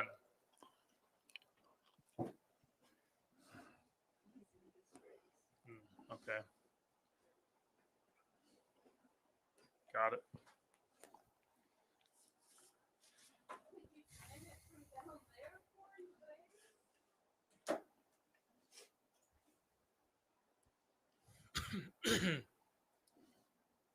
Horses parading to post here for tonight's 7th race. This is a field of 4 junior free-for-all pacers. The one is WB Thunderstruck, owned and trained by the Winding Brook Stables of Argus. The driver, Andrew Miller. 2 is Hilltop Sereno by GS Racing and Pedigree Point Racing in Napanee. The driver is Ryan Miller. 3 is GB Freaky Friday, owned by Stephen Miller. The trainer and driver, Darren Bontrager. We want to wish Darren a happy 21st birthday today. Happy birthday, Darren Bontrager, for your 21st birthday. And good luck in the race from all your friends. And number 4, Mystic Gold, owned by Triple C Racing Stables and Elite Nutrition. Triple C trains the driver, Jeremy Chuck. 4 fast ones are going to go to the gate here in tonight's 7th race. Again, we do not have a race 10 tonight, drivers. No race 10. So after race 9, we'll go right into race 11. After race 9, we're going to race 11. And then in the next third part of racing, there'll be no race 13. So we'll skip from 12 right to 14. And hopefully they got all that. Hopefully they heard it. Speakers aren't great down there yet. Okay.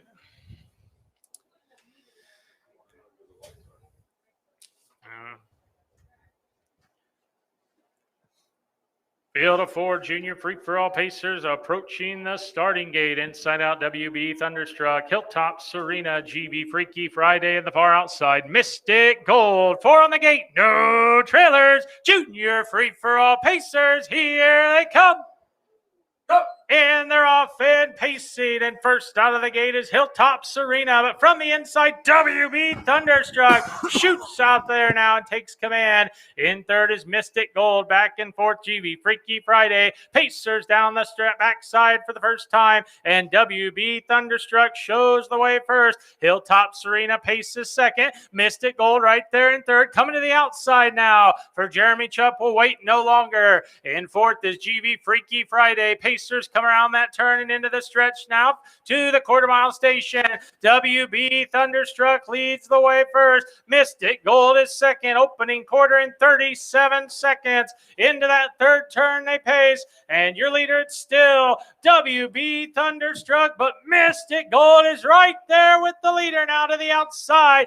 Down the back stretch they pace second and final time. And Mystic Gold drives up now by a length and a half, 2 now. WB Thunderstruck is their second. In third, GB Freaky Friday coming up now to take that spot over as they come for home now in this one. And Mystic Gold is leading them to the finish for Jeremy Chubb. Mystic Gold will win it.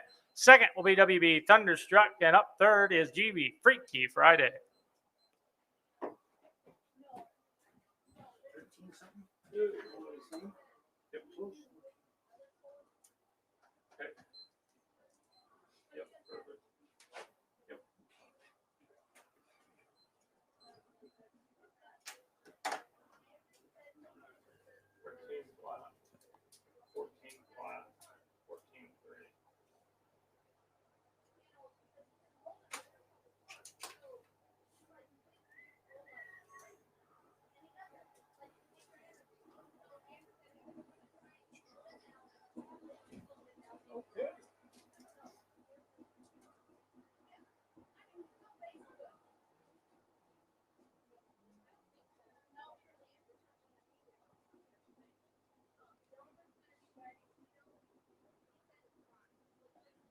Coming down the track to the winner's circle. Winner in tonight's 7th race is the 4 Mystic Gold and Jeremy Chupp. After a little bobble behind the gate there, makes up for it and comes back, catches the field, and makes his move on the back stretch. He gets up for the win by about 4 lengths tonight. Paces the victory in a time of 1:13 flat.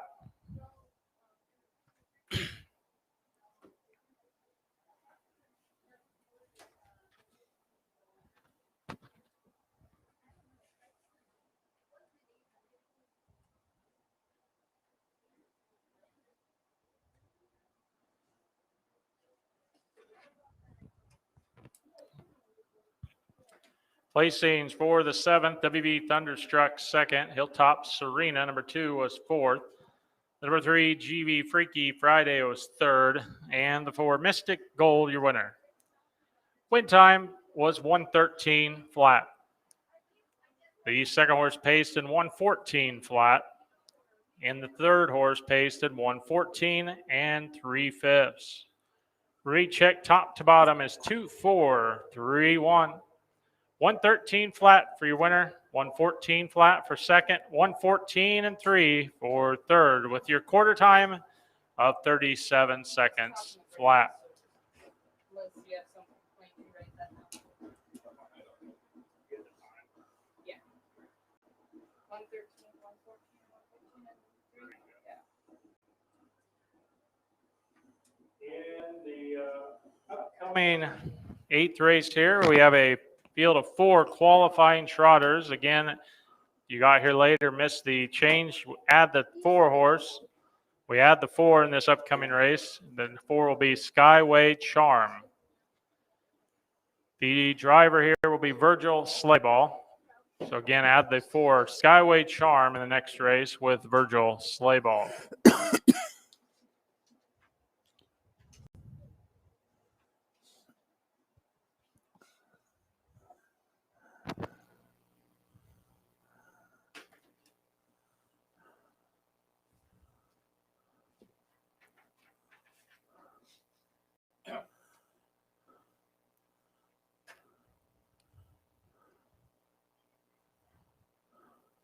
You gonna go ahead and get a pull off, or you gonna go ahead and drag you around the camera too yet? What's that like? You want the guy on the drag to keep going then? Yeah, I have the drag to this side again. Okay, did you tell him that?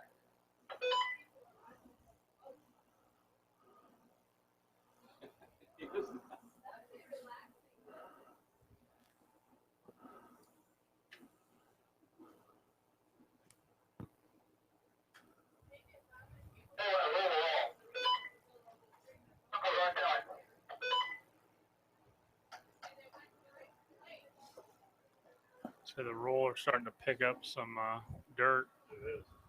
I think that's what's taking. We're getting some chunks out of it. Need a scraper. That way, watered that track. It got it wet. Hey, Devon, you see the rollers picking up clumps of dirt?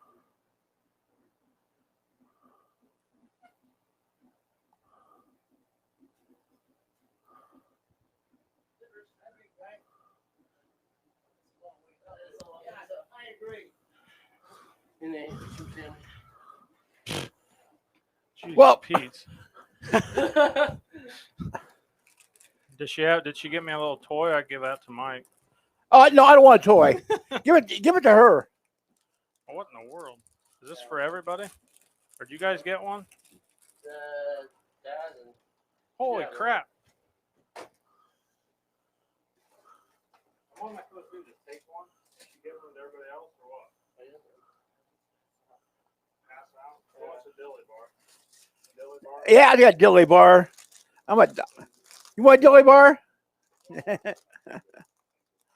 dilly bar? All right. Okay. We're good. Thanks. Caller, thank you. Yep. If I can just get it open. All right, drivers, go ahead and line them up and parade them. I think we'll go maybe one more lap to drag, but we can go ahead and parade them and turn them, take them to the gate.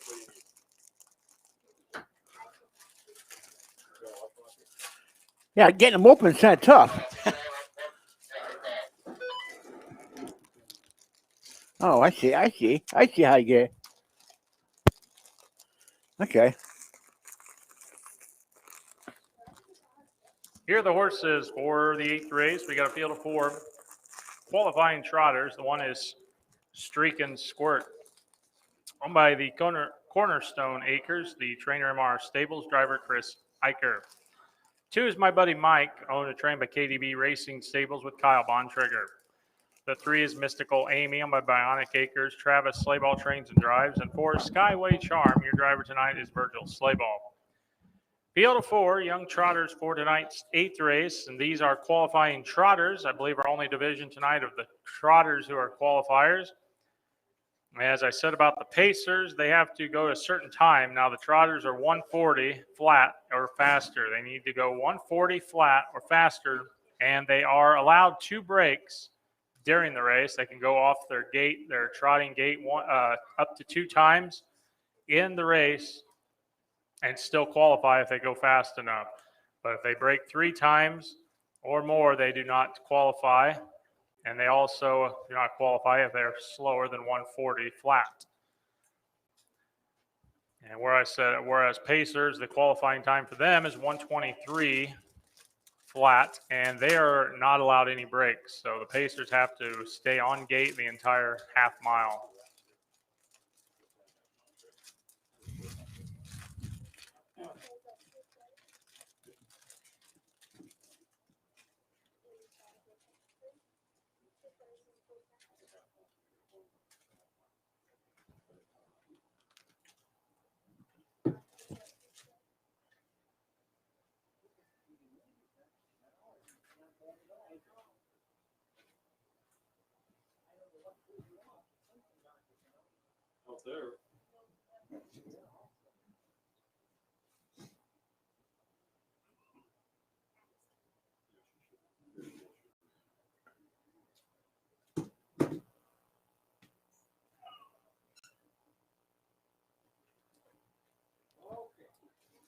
Don't forget time all 4 qualifier. Field of 4 qualifying trotters are going to the gate. On a line out of the turn for the start. Here they come.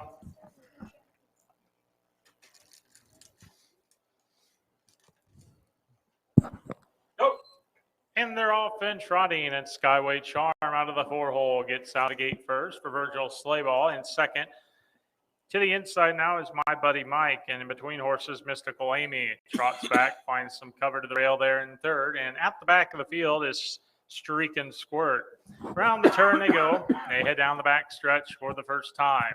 With command is Skyway Charm. A gap of 2 in second to my buddy Mike for Kyle Bontrigger. Another gap of 2, 2.5 back there to Mystical Amy. And in a gap about 5 to your trailer, Streak and Squirt for Chris Eicher as they round into that second turn here. Skyway Charm has led every step so far. In second, it's still my buddy Mike. In third is Mystical Amy, and Streak and Squirt back at the back of the field. No changes in position. They come to the quarter-mile station here, and your leader is Skyway Charm.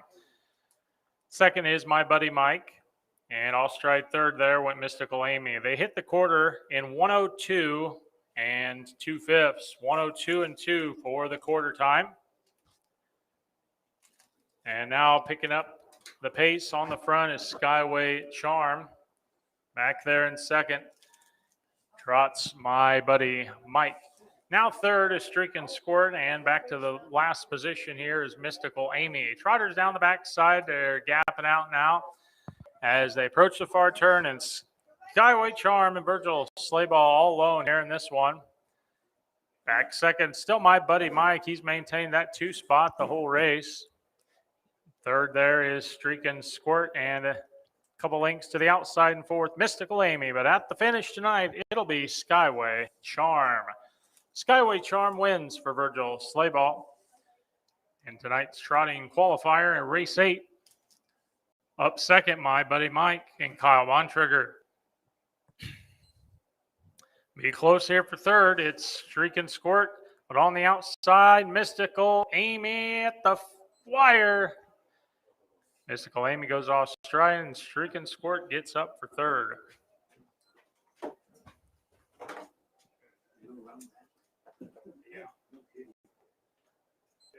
And the other two the same. Yeah, third and fourth. Hey, check that out. I don't have my glasses, so I'm not. I got a award Oh, well, congratulations. for being volunteer of the year. 55. Of what? The volunteer of the year from the Chamber of Commerce. Oh, oh, nice. Two. And then the last two were 2, 14, and 3. Third, fourth. Hard work does pay off once in a while.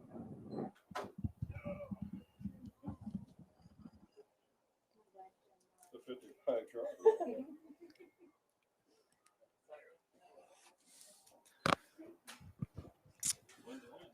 Here's your results for race number 8. 1, Streaking Squirt was third. Number 2, My Buddy Mike, second. 3, Mystical Amy, fourth. And 4, Skyway Charm, your winner. First horse trots in 1:55 and 3/5. Second horse trotted in 2:06 and 2. The third and fourth horse both had the same time of 2:14 and 3/5. Recheck top down 3:241. Win time again 1:55 and 3. Second horse 2:06 and 2. Third and fourth horse both 2:14 and 3. Quarter time was 1:02 and 2. And in the qualifiers, if we have a field of 4, we do time all 4 horses in those because they're all trying to get out. So instead of just the first 3, we do time 4 horses. And if there was more, we'd time 5 or 6, whatever. But usually we don't have more than 4 in a qualifying race. This upcoming 9th race is a field of 5 freshman pacers. However, the 5-horse GB Elise is added with Jeremy Chupp, and he was supposed to have been in a qualifying pace race here in race 10, but because the other 2 scratched, we've moved her down to this freshman race. So no matter what she finishes in, she will get a time also because she's trying to get out of the qualifying time bar. So GB Elise will be timed as well here, no matter what she finishes.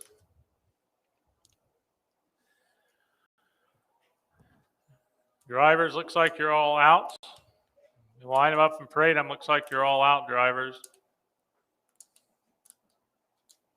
I don't know where the... Here, Nathan, hard work does pay off. I seen that. Wow, that's congratulations. No, that's from the That's from the Millbrae Chamber of Commerce. Okay, that's what it is. So if I add that to the stuff I got from the harness races, put those 2 together, that's Good. that's Accomplishment. Very awesome. then somebody. This week? Yeah, I got Tuesday night. Jerry thought there was only 4 horses in here, so he's got the wrong number back. That would help. Usually they don't because he talks about a qualifier. Copy that.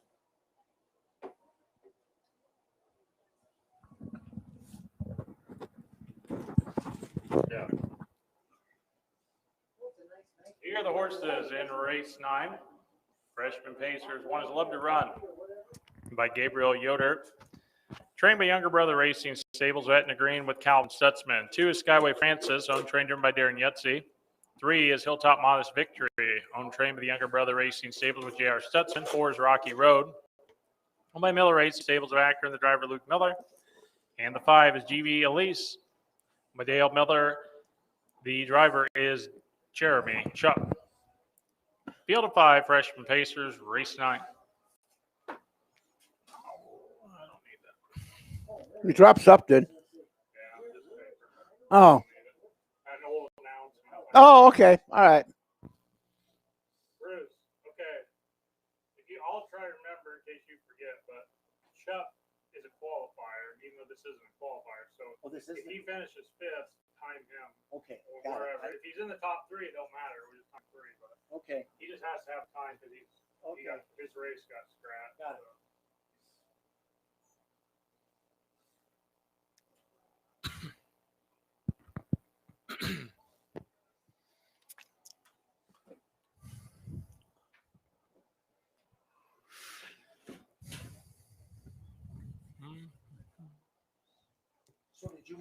You moved him up? Yeah, because they scratched Right. his race real late, and there was nobody in. Yeah, they were already warmed up for the first half, and he didn't have time to warm up.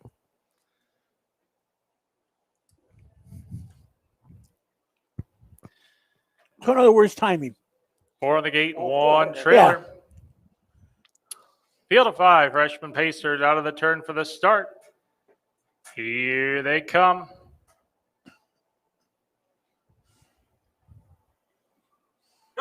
And they're off and pacing. And first out of the gate is Hilltop Modest Victory and Skyway Francis. They go out of the gate together. But from the inside, Love to Run is quickly up there. Now she takes over command. In second, Skyway Francis. Rocky Road up in the pylon trip there in third.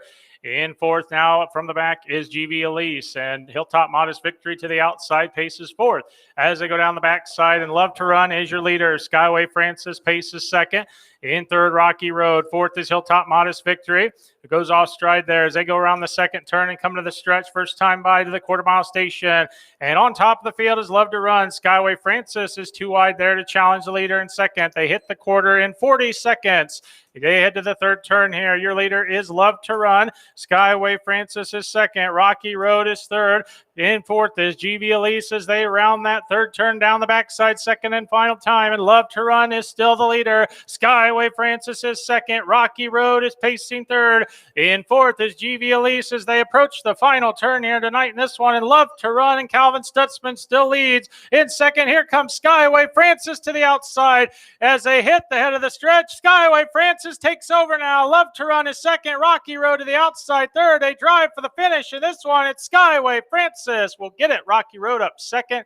In third is Love to Run.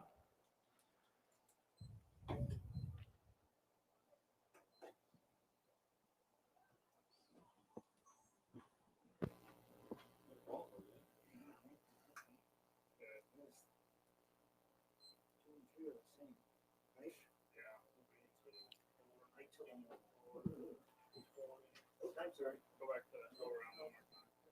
There we go, that one. Gotcha. Okay. That's all I need. Okay.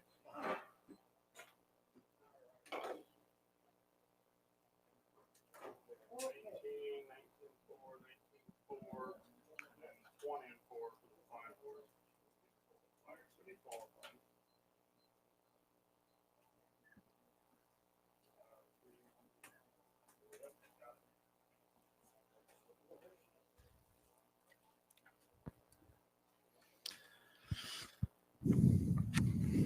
Oops, sorry.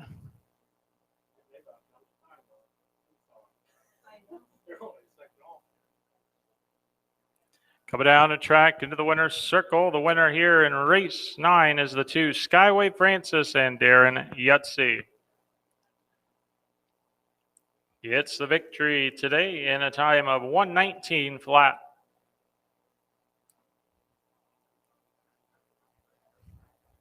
And more track records. Yep. New 2-year-old track record, right? Yeah.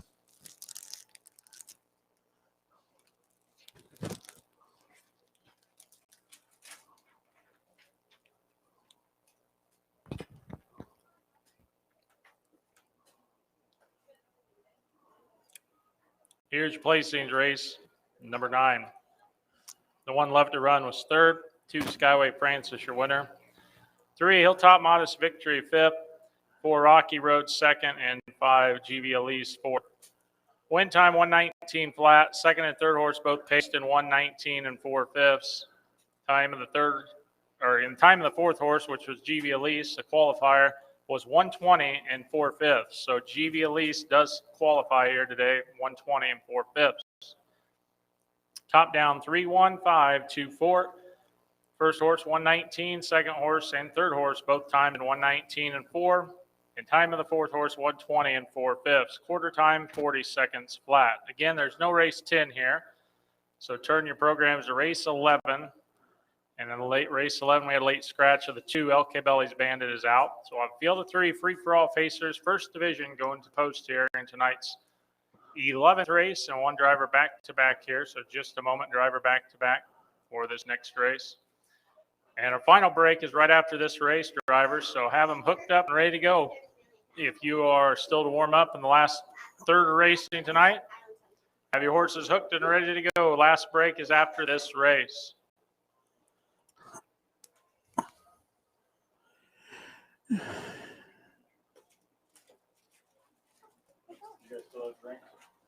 Yeah. Do I get it? I get it. Brent. You missed him.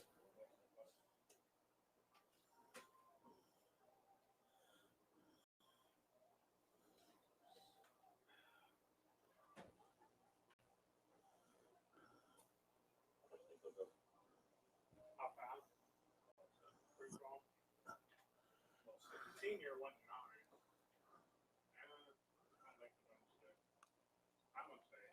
I'm gonna say 8. The last race is a little bit. Last race is a little faster. Last race maybe a 6 in a piece, but this race I'm gonna say 8.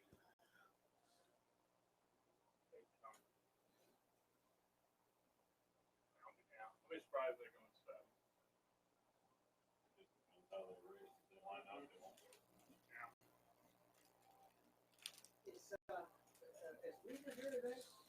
don't think so. He's racing tomorrow. He's not racing tonight. I don't know. I don't think he's here, but I don't know.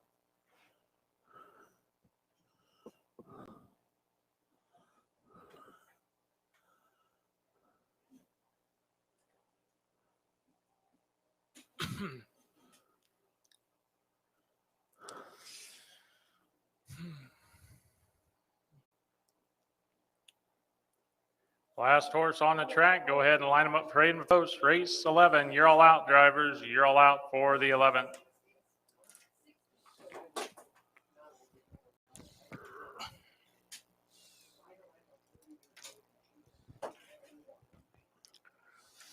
You're 80? I said 53. Huh? I said 53. I was just asking how old Esther. But I don't think she's. She's, I want to say she's 59, 60. She's not over 60. I don't think she is now. Yeah, I didn't think so.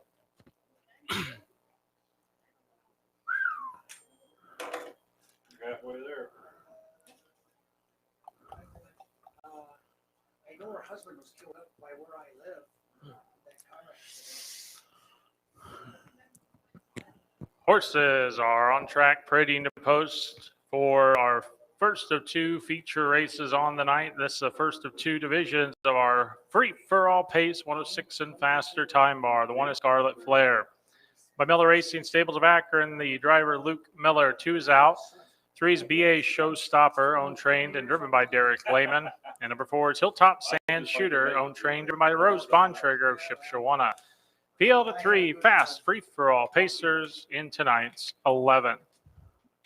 That's a lot of banana luck. Yeah, it really it is. Anymore. Yeah, it is. You're, Go, golly. Just watch that first step. It's a doozy. making me nervous, Mike. Be quiet. Why would I do that? I haven't said anything to you all night.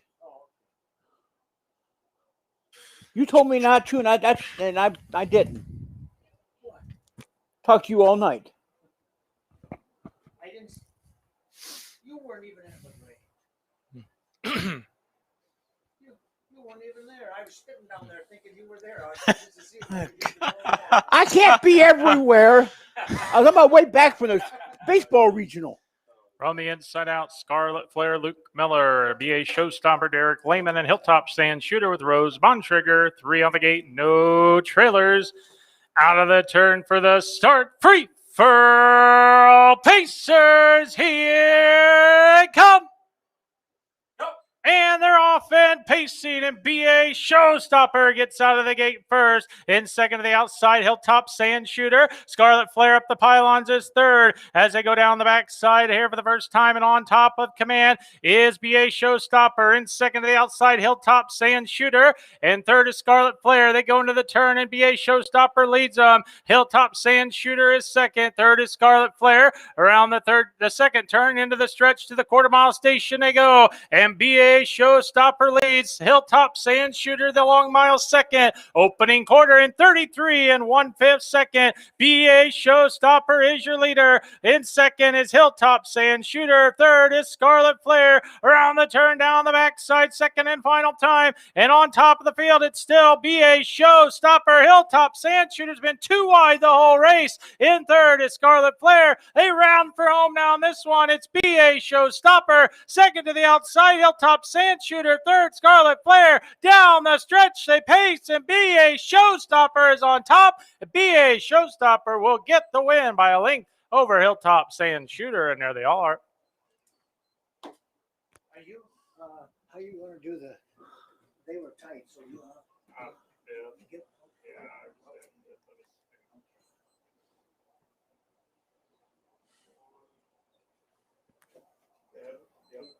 whoops, did I skip two or? That's third. Okay, we good? Yep. Okay. That's how I thought. 8. So they went 8 and 2. 8-2, 8-3,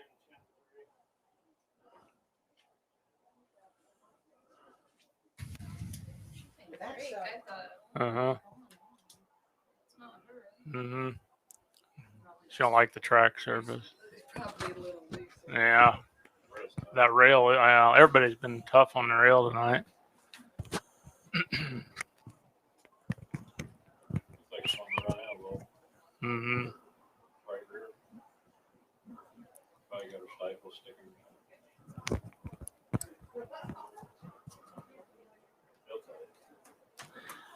Down the track to the winner's circle. Winner of race 11 is the 3 BA Showstopper and Derek Lehman. Goes gate to wire tonight in the 11th. Pace is the half mile in time of 1:08 and 2/5.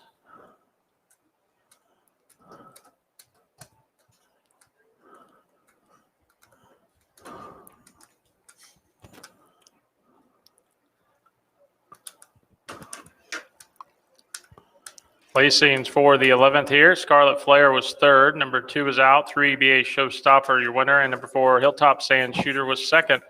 Win time 1:08 2/5. Time the second horse 1:08 3/5. Time the third horse 1:10 3/5. Top down 3 scratch 1-2. Win time 1:08 and 2. Second horse 1:08 and 3. Third horse 1:10 3/5. Again, the quarter time 33 and 1. This time we're taking our final break. Another short intermission here, about 20-25 minutes, and we'll condition the track and be back. It's about 5 after now, so by 9:30 we will be ready to go. About 9:30 we'll be ready for race 12, and we'll have a few more to go here on the night before we're done with. So get something to eat and drink at the concession stand. Use the restrooms behind it, and we will be back just shortly. Eat, drink, and be merry.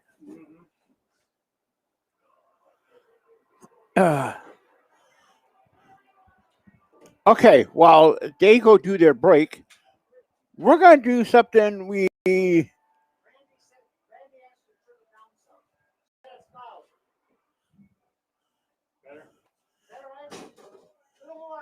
if I can get what I want here. I can't tell what it sounds like. Okay.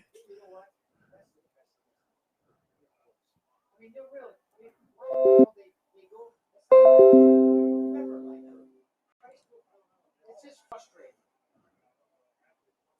Yeah, I know, but how the hell did we find out? That's the problem.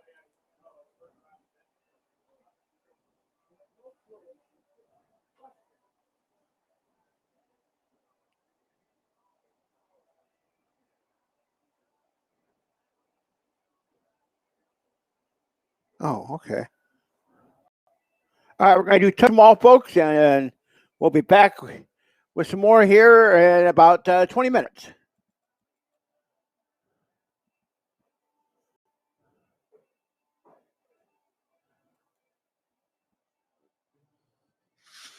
Yellow Broadcasting Network brings you the best in sports and community events. Tonight's game is brought to you by DBAT, American Financial Network, Hawkins WaterTech, Dano, H2O, JPR with locations in Elkhart, South Bend, and Fort Wayne. If you're building a new building, then talk to the professionals. Das Espresso's Caribbean Auto Spa with locations in Elkhart and Millbury. Tonight's game is also brought to you by Jayco, One Up Beach Service, Dynamic Transport, and No Frost at your local Caldwell real estate agent. Now let's join the Newer Broadcasting Network for today's event. Hello, ABCDEFG. Hello, hello. I haven't done this in a while. Hello, did you miss us? Hello, hello. Yeah. At 2:04 in the afternoon. Yes. I'm sorry, I had to reconfigure. You're not off. You're not 4 minutes off. You're with us here at 4 minutes after the hour. Welcome to a brand new edition of Touch 'em All here at D-Bats of Elkhart. Here on Wyland Drive. Mark Lauer here with you, along with the newly crowned idiot savant, Mike Ganger, the king of Middlebury, the Hall of Famer now of Middlebury. I wouldn't quite go Hall of Famer yet. Hall of Famer.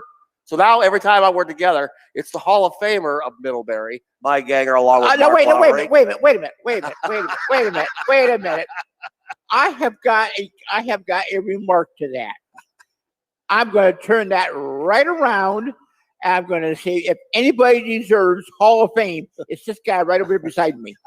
He deserves it long before I did it. No, well, I'm just a humble servant, just continue to do my play-by-play with monocle of success. I'm sorry, but that is exactly the way I feel about it.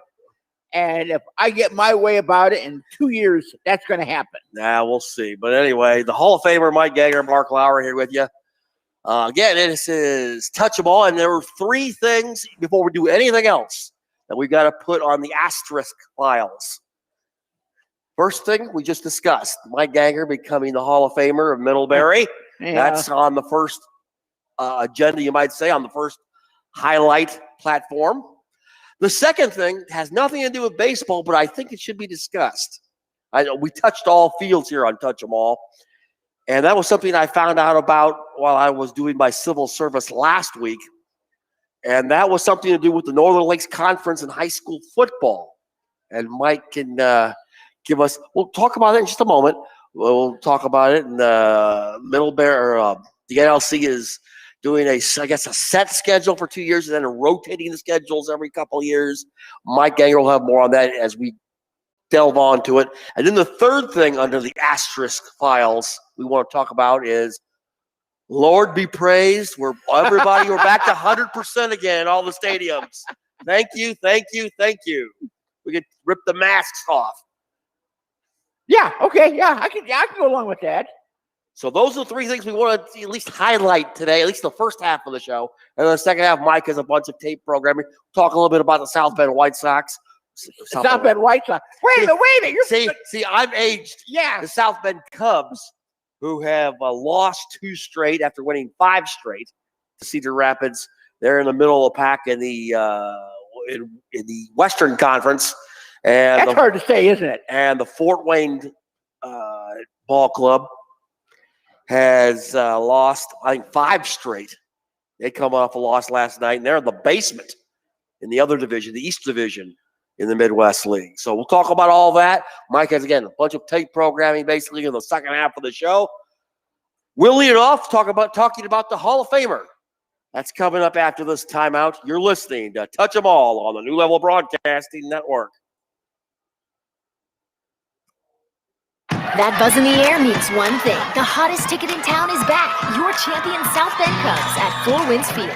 Starting Tuesday with a triple play. Get your game ticket, jumbo hot dog, and soda for just $12. Must be purchased in advance. Brought to you by KM Foods. Plus, bring your dog to the game for a tail wagging good time. Presented by Well Pet. Then Wednesday, the first 1,000 fans through the gates get a free South Bend Cubs camo hat, courtesy of Rich Napa Auto Parts and WSBT.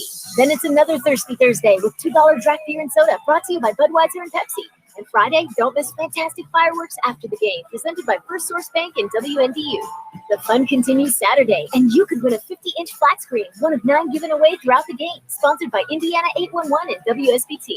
And Sunday, bring the kids for a fun day. Play catch on the field before the game, presented by Dairy Queen and ABC 57.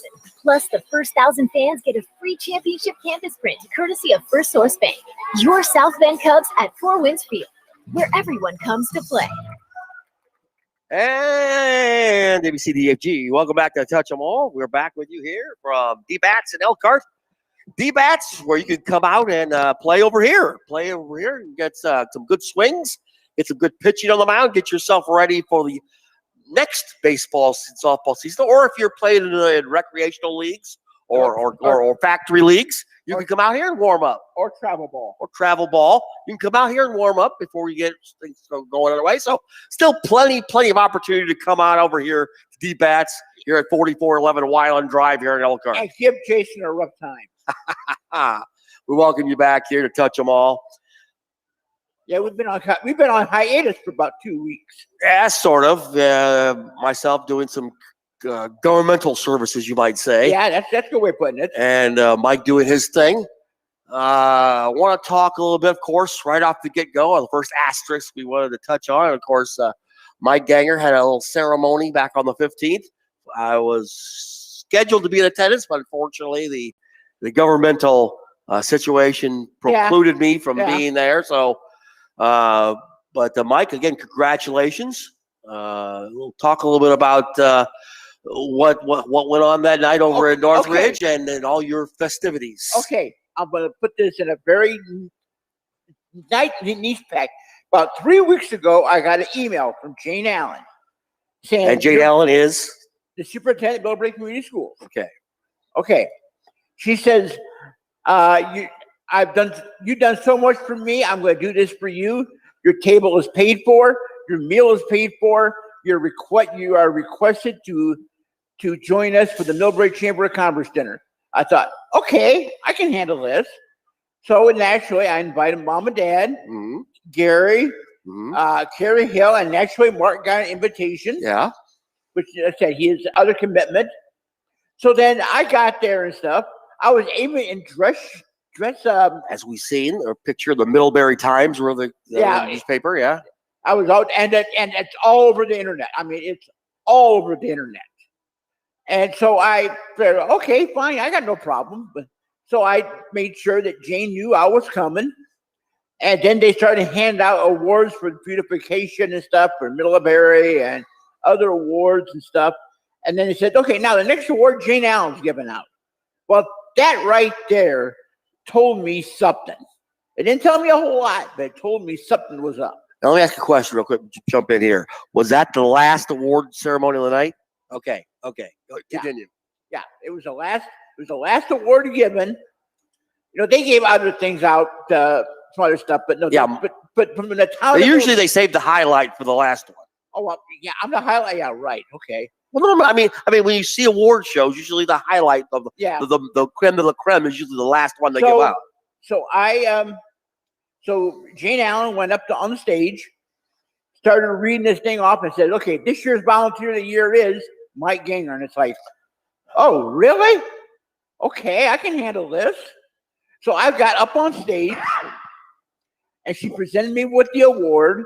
The executive director of the Millbrae Chamber of Commerce was up there, and the president of the board for the Millbrae Chamber was also there. And Jane read off a full-page letter of what I've been doing for Northridge. And the one thing that she said, and I'm using this to my advantage, is that anytime Mike shows up to look for sponsorship, help him out. So that is going to be used to the advantage. Okay. Just keep that in mind for other things coming. So I figured, okay, that's great. That's super. I have no problem with that. She handed me the award. She handed me the letter, and the letter is going to get framed, and the award will go into my personal office someday. And so, along with my other Hall of Fame stuff that I've got, T-shirts from all over the place.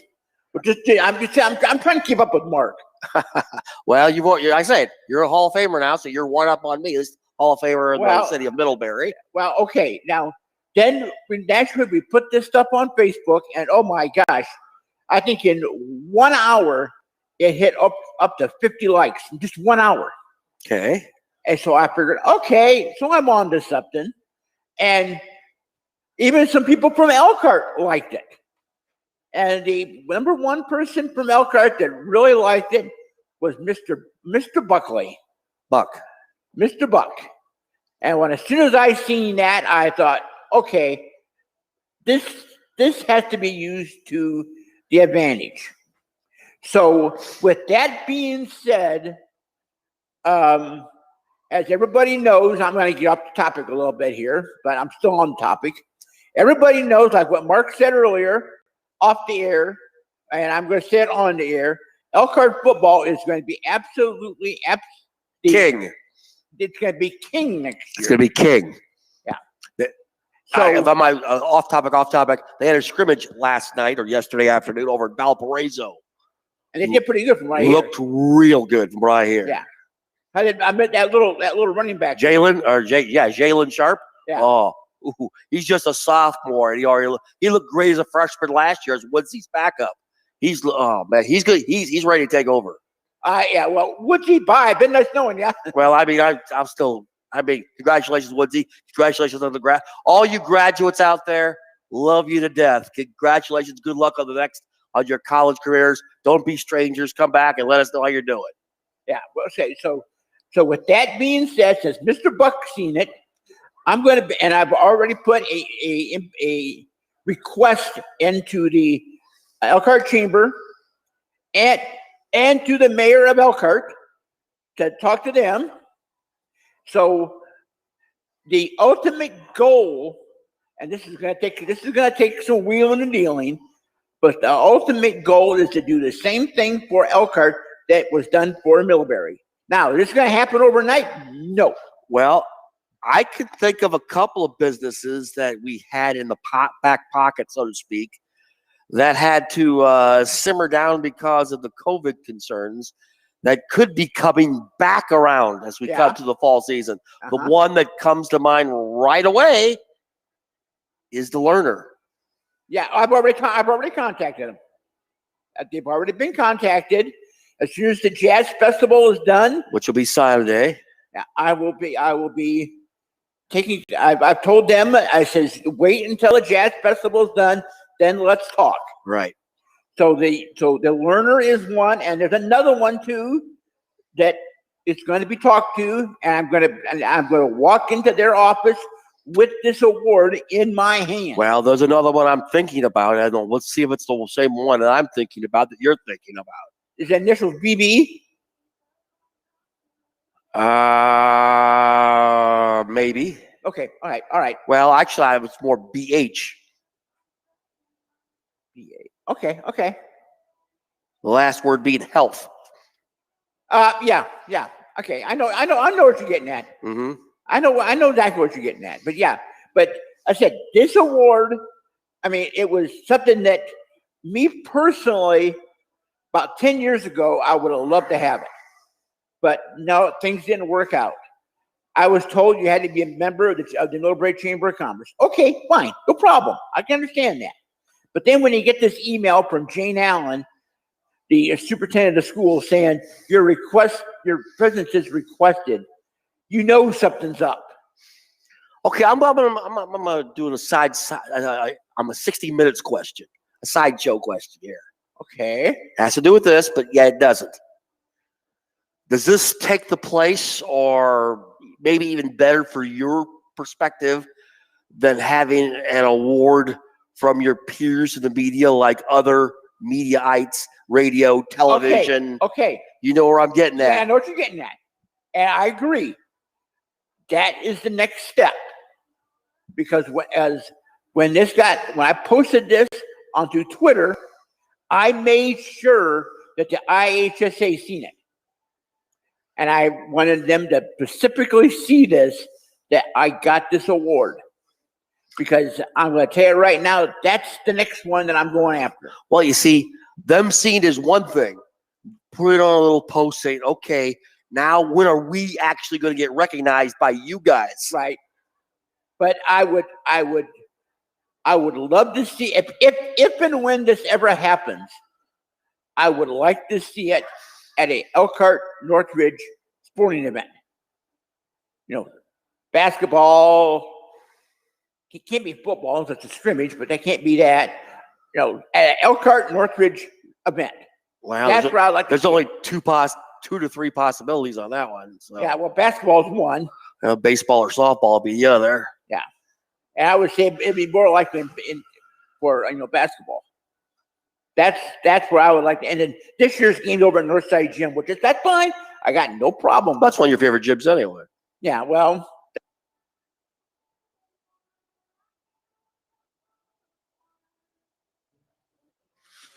Your Broadcasting Network brings you the best in sports and community events.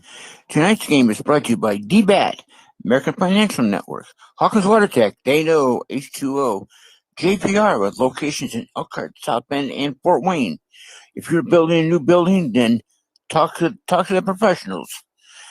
Das Espresso's, Caribbean Auto Spa with locations in Elkhart and Middlebury. Tonight's game is also brought to you by Jayco, One Up Beach Service, Dynamic Transport, and No Frost at your local Caldwell real estate agent. Now let's join the Newer Broadcasting Network for today's event. Hello, ABCDEFG. Hello. I haven't done this in a while. Hello, did you miss us? Hello. Yeah. At 2:04 in the afternoon. Yes. I'm sorry, I had to reconfigure. You're not off. You're not 4 minutes off. You're with us here at 4 minutes after the hour. Welcome to a brand new edition of Touch 'Em All here at D-Bats of Elkhart. Here on Wyland Drive. Mark Lauer here with you, along with the newly crowned idiot savant, Mike Ganger, the king of Middlebury, the Hall of Famer now of Middlebury. I wouldn't quite go Hall of Famer Hall of Famer. So now every time I work together, it's the Hall of Famer of Middlebury, Mike Ganger, along with Mark Lauer. Wait a minute. I have got a remark to that. I'm going to turn that right around. And I'm going to say, if anybody deserves Hall of Fame, it's this guy right over here beside me. He deserves it long before I did it. No, well, I'm just a humble servant, just continue to do my play-by-play with monocle of success. I'm sorry, but that is exactly the way I feel about it. And if I get my way about it in 2 years, that's going to happen. Nah, we'll see. But anyway, the Hall of Famer, Mike Ganger, Mark Lauer here with you. Again, this is Touch 'Em All, and there were 3 things before we do anything else that we got to put on the asterisk files. First thing we just discussed, Mike Ganger becoming the Hall of Famer of Middlebury. Yeah. That's on the first agenda, you might say, on the first highlight platform. The second thing has nothing to do with baseball, but I think it should be discussed. I know we touched all fields here on Touch 'Em All. And that was something I found out about while I was doing my civil service last week. And that was something to do with the Northern Lakes Conference in high school football. And Mike can we'll talk about it in just a moment. We'll talk about it. And Middlebury, the NLC is doing a set schedule for 2 years and then rotating the schedules every couple of years.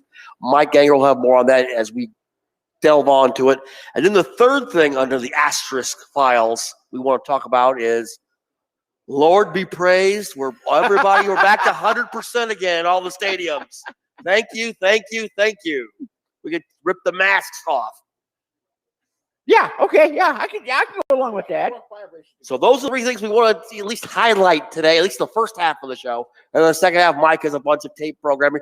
Talk a little bit about the South Bend White Sox. South Bend White Sox. Wait a minute. See, I'm aged. Yeah. The South Bend Cubs, who have lost 2 straight after winning 5 straight to Cedar Rapids. They're in the middle of the pack in the Western Conference. And that's hard to say, isn't it? And the Fort Wayne ball club has lost, I think, 5 straight. They come off a loss last night, and they're in the basement in the other division, the East Division in the Midwest League. So we'll talk about all that. Mike has, again, a bunch of tape programming basically in the second half of the show. We'll lead it off talking about the Hall of Famer. That's coming up after this timeout. You're listening to Touch 'Em All on the New Level Broadcasting Network. That buzz in the air means one thing. The hottest ticket in town is back. Your champion South Bend Cubs at Four Winds Field. Starting Tuesday with a triple play. Get your game ticket, jumbo, hot dog, and soda for just $12. Must be purchased in advance. Brought to you by KM Foods. Plus, bring your dog to the game for a tail wagging good time. Presented by Well Pet. Then Wednesday, the first 1,000 fans through the gates get a free South Bend Cubs camo hat, courtesy of Rich Napa Auto Parts and WSBT. Then it's another Thirsty Thursday with $2 draft beer and soda. Brought to you by Budweiser and Pepsi. And Friday, don't miss fantastic fireworks after the game, presented by First Source Bank and WNDU. The fun continues Saturday, and you could win a 50-inch flat screen, one of 9 given away throughout the game, sponsored by Indiana 811 and WSBT. And Sunday, bring the kids for a fun day. Play catch on the field before the game, presented by Dairy Queen and ABC 57. Plus, the first 1,000 fans get a free championship campus print, courtesy of First Source Bank. Your South Bend Cubs at Four Winds Field, where everyone comes to play. And ABCDFG, welcome back to Touch 'em All. We're back with you here from D-Bats and Elkhart. D-Bats, where you can come out and play over here. Play over here and get some good swings, get some good pitching on the mound, get yourself ready for the next baseball softball season. Or if you're playing in recreational leagues or factory leagues, you can come out here and warm up. Or travel ball. Or travel ball. You can come out here and warm up before you get things going other way. So still plenty of opportunity to come out over here to D-Bats here at 4411 Wyland Drive here in Elkhart. And give Jason a rough time. We welcome you back here to Touch 'em All. Yeah, we've been on hiatus for about 2 weeks. Yeah, sort of. Myself doing some governmental services, you might say. Yeah, that's a good way of putting it. And Mike doing his thing. I want to talk a little bit, of course, right off the get-go. The first asterisk we wanted to touch on. And of course, Mike Ganger had a little ceremony back on the 15th. I was scheduled to be in attendance, but unfortunately, the governmental situation precluded me from being there. So, but Mike, again, congratulations. We'll talk a little bit about what went on that night over at Northridge and all your festivities. Okay, I'm going to put this in a very neat fact. About 3 weeks ago, I got an email from Jane Allen. Saying, and Jane Allen is? The superintendent of Middlebury Community Schools. Okay. She says, you've done so much for me. I'm going to do this for you. Your table is paid for. Your meal is paid for. You are requested to join us for the Middlebury Chamber of Commerce dinner. I thought, okay, I can handle this. So naturally, I invited Mom and Dad, Gary, Carrie Hill, and naturally Mark got an invitation. Yeah. Which I said he has other commitment. So then I got there and stuff. I was even in dress. As we seen, a picture of the Middlebury Times or the newspaper. Yeah. I was out, and it's all over the internet. I mean, it's all over the internet. And so I said, okay, fine, I got no problem. But so I made sure that Jane knew I was coming. And then they started to hand out awards for beautification and stuff for Middlebury and other awards and stuff. And then they said, okay, now the next award Jane Allen's giving out. Well, that right there told me something. It didn't tell me a whole lot, but it told me something was up. Now, let me ask you a question real quick. Jump in here. Was that the last award ceremony of the night? Okay. Continue. Yeah, it was the last award given. You know, they gave other things out, some other stuff, but no. Yeah. But from the town. Usually they save the highlight for the last one. Oh, well, yeah, I'm the highlight. Yeah, right. Okay. Well, no, I mean, when you see award shows, usually the highlight of the creme de la creme is usually the last one they give out. So Jane Allen went up on the stage, started reading this thing off, and said, "Okay, this year's volunteer of the year is Mike Ganger." And it's like, "Oh, really? Okay, I can handle this." So I got up on stage. I got to go down and she presented me with the award. The executive director of the Middlebury Chamber of Commerce was up there, and the president of the board for the Middlebury Chamber was also there.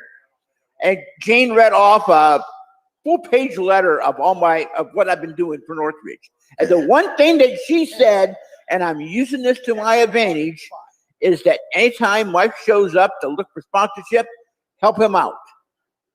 So that is going to be used to the advantage.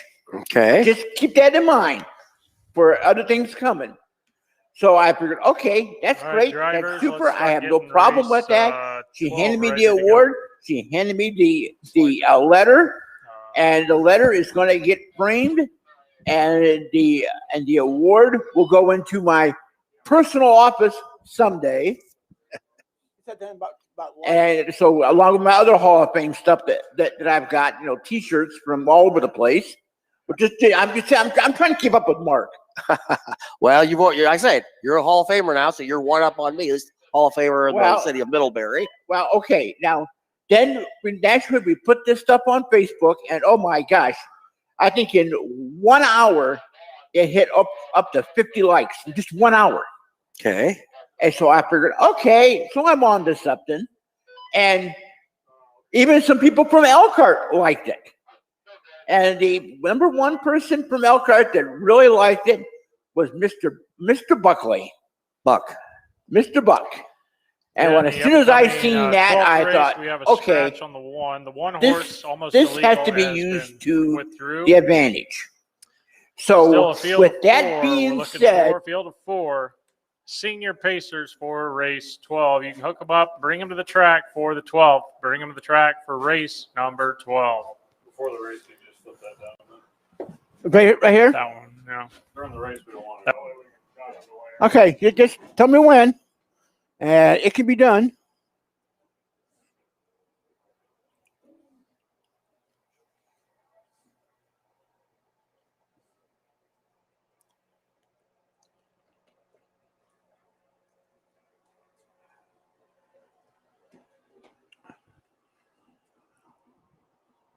I think the track is getting better, actually.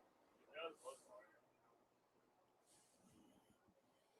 Definitely forward a bunch of horses on.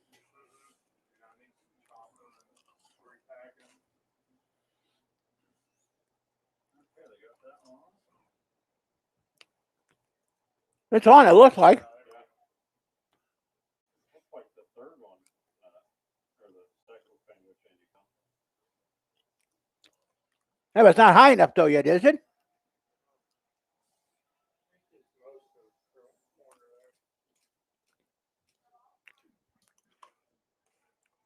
Well, hopefully by next year they'll put some more lights in. I think we wouldn't have been, well, if they didn't have to pack it so much, we could have done about 40 minutes ago, probably. Lighting is expensive. Yeah, I know. Yeah, just packing this thing is what it takes. Well, he should pull on right when they go by and go to that and get off. Yeah, exactly. Stay a little fine. Ain't racing out in the middle.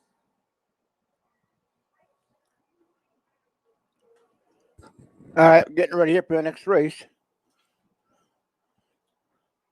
Getting the few lights and stuff taken care of because it's a little dark here.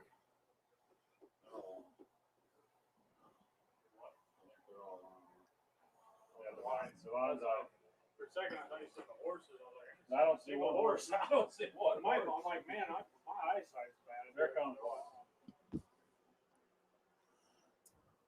We got one participant. Two.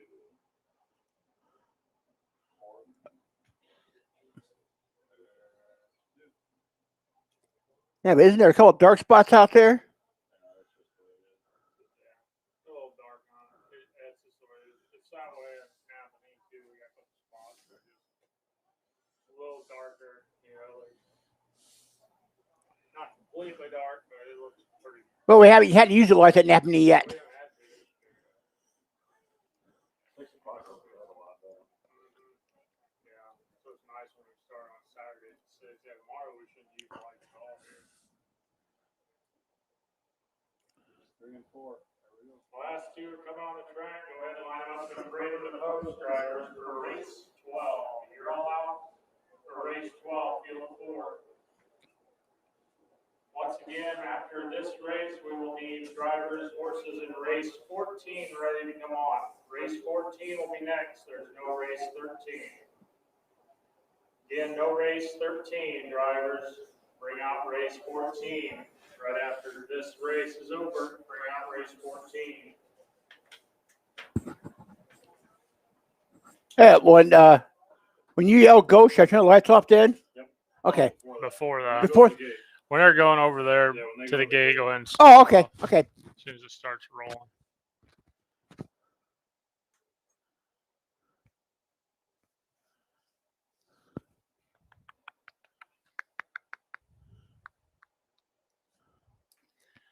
Here are the horses in tonight's 12th race. Senior Pacers, a field of 4. The 1 is out. 2 is Soaring Eagle, owned and trained by the Rocky Ridge Stables of Shipshawana driver Kevin Bontrigger. Number 3, My Sass is Red, owned by Kim Furman Rugal, trained by Pedigree Point Racing Stables in Appanee. Terry Miller drives. B4 is She's Got the Look by Glendon Yoder, trained by the Sundown Stables. Your driver is Jerry Miller. And 5 is Miss Liberated, owned and trained by the Little Dream Stables with Stephen Lehman. Field 4, Senior Pacers, race number 12. That's good.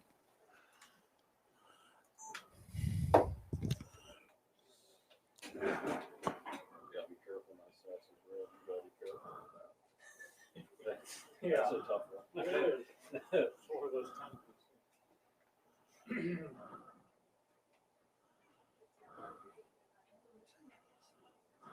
I mean, there's a couple dark spots, but it ain't that bad. They told me that she actually, the lady that raised the horse, when she sent in for her registration name, she actually sent in My Ass is Red. And they said, you can't put that. And she's like, oh, well, then My Sass is Red. Oh, that. And I said, okay. And she tried to get naming My Ass is Red. That'd be a good name. Yeah. That'd be a real good name. Hey, men are talking.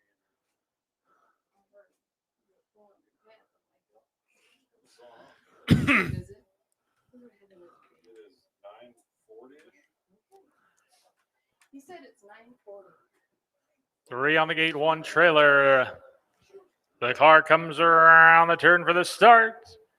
Field of 4, Senior Pacers, here it comes. And they're off at pacing. My Sass is Red out of the 2-hole first. Gets to the lead from the far outside. She's got the look. Paces up now to be second. Soaring Eagle to the inside is there in third. And at the back of the field is Miss Liberated. Pacer stepped down the backside for the first time. She's got the look. Trying to clear to the front there on the outside, but can't get there over My Sass is Red. She'll hold them out there as they go through the turn and into the stretch. But off stride went My Sass is Red. She's got the look, takes over command now. She's got the look, leads them past the stands to the quarter-mile station. They're at the quarter in 36 3/5 seconds. She's got the look into the third turn, leading them there down to the backside. My Sass is Red back into second. Miss Liberated from the back is up now third and second, and after the leader as they approach the final turn. She's got the look, leads them. Miss Liberated is closing the gap quickly now as they round for home. It's She's Got the Look. Miss Liberated slingshots out of the outside at the finish, though. She's Got the Look. Hangs on to win it by a length over Miss Liberated. With the lights back on? Lights back on. Oh, shoot. I'm sorry. I didn't mean to scare anybody. Hit it one more time. That was just a second.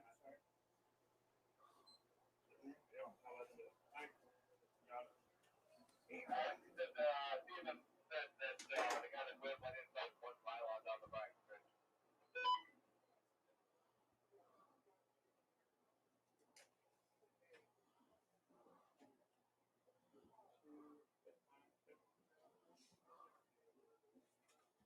Steven said he went inside one pylon? No, Steven said the guy that went inside the whole horse. Steven said a lot of things. I didn't see it, but Yeah, I didn't see it, so I gotta let it go. One pylon usually. Yeah, I finish 2 or 3 maybe. Yeah, Mhm. yeah. Yeah. On the track to the winner's circle is your winner tonight's 12th race, the 4. She's Got the Look, driven to victory by Jerry Miller. Faces the victory here tonight in a time of 1:13 and 2/5.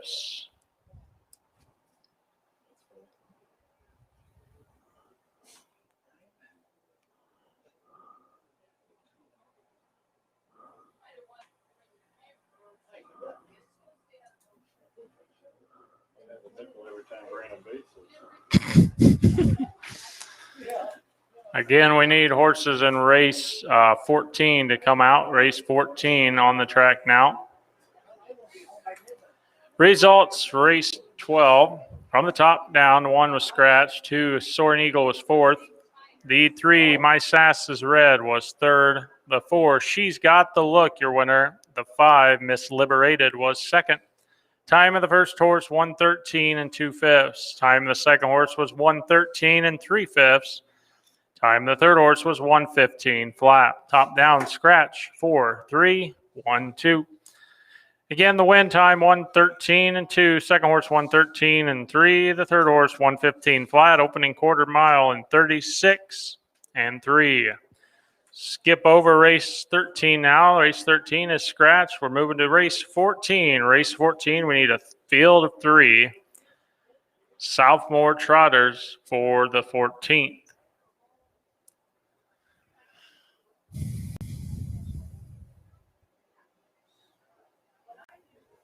I know you said you're going to leave your stuff, but hey. Huh? If you pack it up and take it with you, that guarantees it won't rain. If you leave it here, it'll rain, then you'll have to come get it. If you pack it up, it won't rain, Garrett. That's for sure, 100%. Yeah, that's where it goes. If you have to pack it, Okay. I'm just telling you. Yeah, I know. My next question is, are you gonna pack your stuff up? Well, then what? He lives on the wild side. Yeah. Risk it. Yeah. Then I'm only like 20 minutes from here, so I'm not much farther to come. I do most of my shopping in this town anyway, so it'll be right. No, it'll rain tomorrow. I don't think so either. Yeah, overnight into the morning. That was it. If it rained overnight, a half inch, it'd help the track. It'll help the track. Yeah. Well, it rained this morning, and I thought it was gonna be mud. This time of year, unless it rains 3 hours before, you're gonna race anyway. And honestly, it's gonna dry the track. Yeah, real quick. Because it's not clay; it's mostly just gravel. Yeah. Sandy gravel. Here we go. All right, drivers, you're all out. Line them up, parade them for the 14th. You're all out. Bring them on for race 14. You're all out. Tell me when, and I'll do it. Wait till they post for Okay. All right.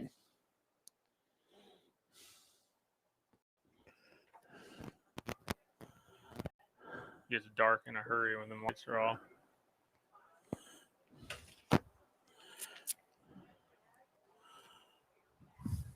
Wish coaching on a pack. Yeah, that would be. Actually, on a half, you get about 3 of them. Yeah. Real wide one. One of them we roll in the fields, when the hay field and stuff that are like 30 foot wide. That would be nice. You know, maybe. Here come the horses, race 14, field of 3 sophomore trotters. Number 1 is GB Derrick, owned and trained by the Rocky Ridge Stables of Shipshewana. Your driver is Ryan Yoder. The 2 is Pride's Final Cruise, owned and trained by the GS Racing Stables. Your driver, John Granger. And the 5, Above and Beyond, owned and trained by Triple E Stables of Napanee. The driver, Virgil Slayball. Field of 3, sophomore trotters head to the gate in tonight's 14th race. Now do it. Okay.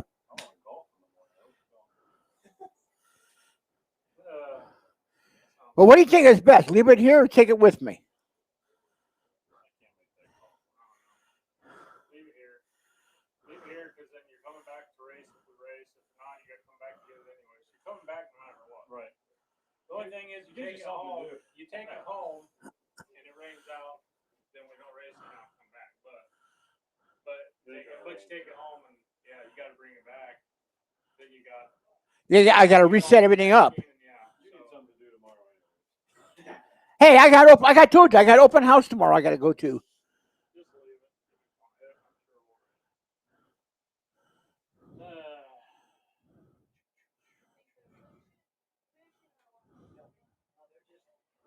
Where you golfing at tomorrow?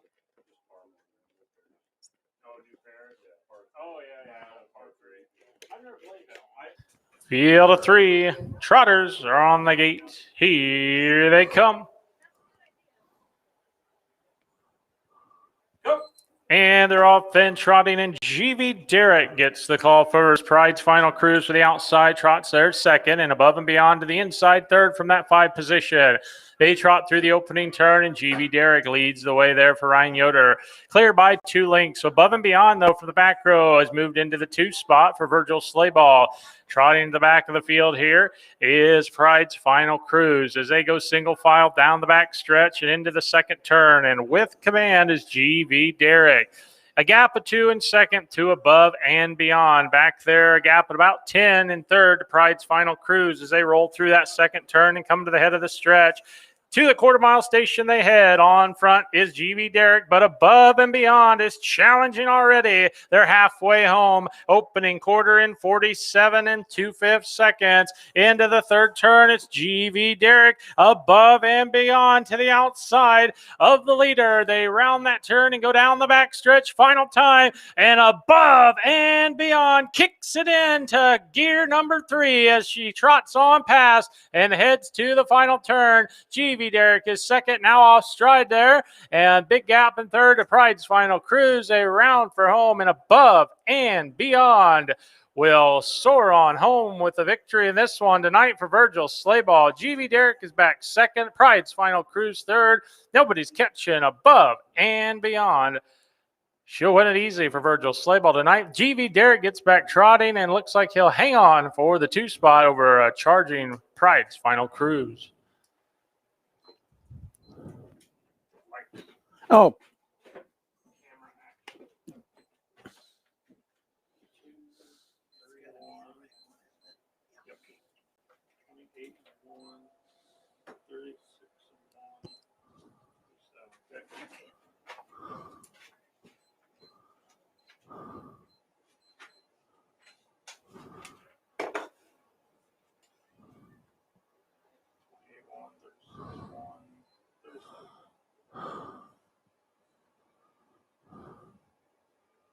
Yeah, like I said, the trotters are getting real. They're in their time bars about every race. That one about jumped time bars, so it's off. So yeah, they can handle the track a little better. Yeah. Well, the lights. Yeah. The pacers. Yeah, I and think I that's think what's it'll throwing a lot of almost- pace. yeah, I bet that's what threw Scarlett off in that turn. She just the bike skids too fast, and it just. That's what Luke said. He said that turn was so tight, and she just the bike kicked out, and he said threw her off her pace, and she went for a run. She actually had a hit clear back here on her back knee, inside knee right there. Really? I don't know how I've never seen a horse hit that high in the back end like that. So I don't know. She had to throw her front right clear back into that in that turn or something. And Nick, yeah, they don't forget. Into the winner's circle, your winner of race 14 tonight, the 5 Above and Beyond. Owned and trained by the Triple E Stables in Appanee and driven to victory tonight by Virgil Slayball, gets the victory in a time of 1:28 1/5.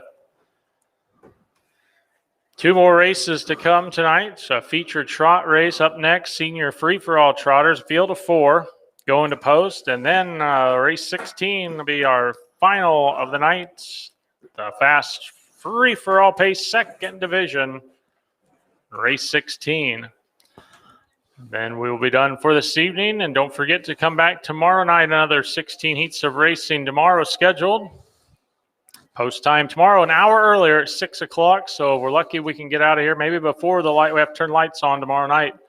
So come on back tomorrow at 6 o'clock for 16 heats of racing here at Warsaw, Indiana at the Kosciusko County Fairgrounds. Here's your results now for the 14th. Number 1, GV Derrick was second. Number 2, Pride's Final Cruise third. And number 3, Above and Beyond, your winner. Time of the first horse was 1:28 1/5. Time of the second horse, 1:36 1/5. And time of the third horse, 137 flat. Recheck, top down, 2, 3, 1. 128 and 1 for the win, 136 and 1 for second, and 137 flat for third. The quarter mile time was trotted in 47 and 2/5. Again, in the next race, race 15, we had 2 scratches here. The 1, Check Me Out, has been scratched. And the 3, Me So Fancy, is also out. So we do have a field of 4. The 2, 4, 5, and 6 horses all going to post here for the senior free-for-all trot. There's only a slight chance of rain tomorrow, so.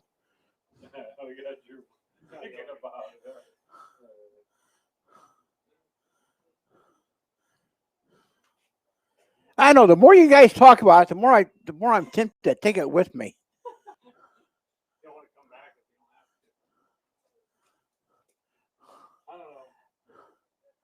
Well, if you're leaving your stuff here, so.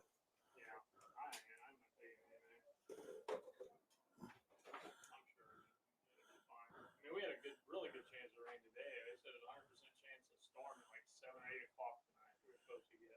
I haven't seen nothing. Here are your horses in tonight's 15th race, senior free-for-all trot. 1 is out. 2 is absolutely hot, owned by Myron Yetzi, trained by Darren Yetzi. 3 is out. 4 is Jandai I'm a Star 2, owned and trained by the GS Racing Stables with Brandy Reed. The 5 is Cherokee's Nation, owned and trained by Andrew Miller. And the 6 is Jandai Candy Time, owned and trained by the Sundown Stables. Your driver is Derek Lehman. Field of 4 fast senior free-for-all trotters go to the gate in tonight's 15th race. Watch out for the Packer, guys. Watch out for the Packer. He's coming right behind you. You let him go around and pull off, and then you head to the gate.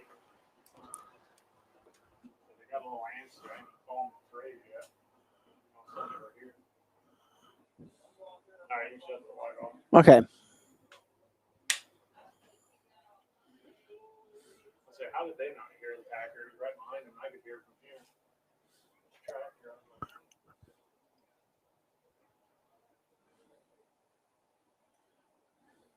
You ever been over to Greenville, Ohio when they race?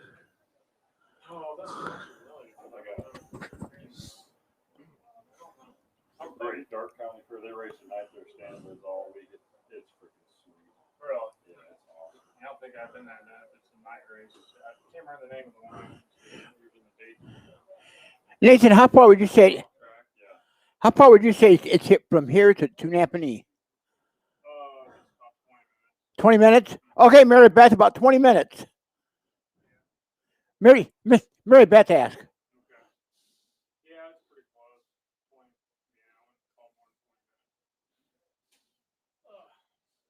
north and west. Yeah. 20 minutes northwest of Yeah. here, Napanee. All right, northwest, about 20 minutes, Mary Beth. LaGrange is about an hour and 5-10 minutes. I would Yeah, say. LaGrange is about over an hour, so yeah, we're not too far from Napanee. All right. Where We're about getting ready. Field of 4 in behind the gate. 2 and 2 senior free-for-all trotters. Here they come. And they're off and trotting. And first out of the gate from the inside there, taking over command is Absolutely Hot. In second now, Cherokee's Nation to the inside, slips up from the back row. In third, Jandai I'm a Star 2. Looks like had a little rough start there. And at the back is Jandai Candy Time. Down the back stretch, and Absolutely Hot is looking strong on the front end here for Darren Yutzi. There in second, coming up quickly, is Cherokee's Nation. In third, Jandai I'm a Star 2. And a gap of 5 and 4th there to Jandai Candy Time through the turn into the stretch to the quarter mile stationary trot with command. It's Absolutely Hot. 37 seconds flat opening quarter for Absolutely Hot. In second, a little rough gated there went Cherokee's Nation now gets passed on the inside by Jandai Ima Star 2 and also Jandai Candy Time. They trot down the backside for the final time here, and your leader is absolutely hot at looking strong on the front end, has led every step of the way tonight. Second, now taking over second spot is Jandai Candy Time, and in third is Jandai Ima Star 2. Fourth is Cherokee's Nation. They come for the finish in this one tonight. Absolutely hot. Absolutely incredible tonight. Will win easily in the senior free-for-all trot. It's second. Lead Jandai Candy Time, and up third, Jandai Ima Star 2 over Cherokee's Nation.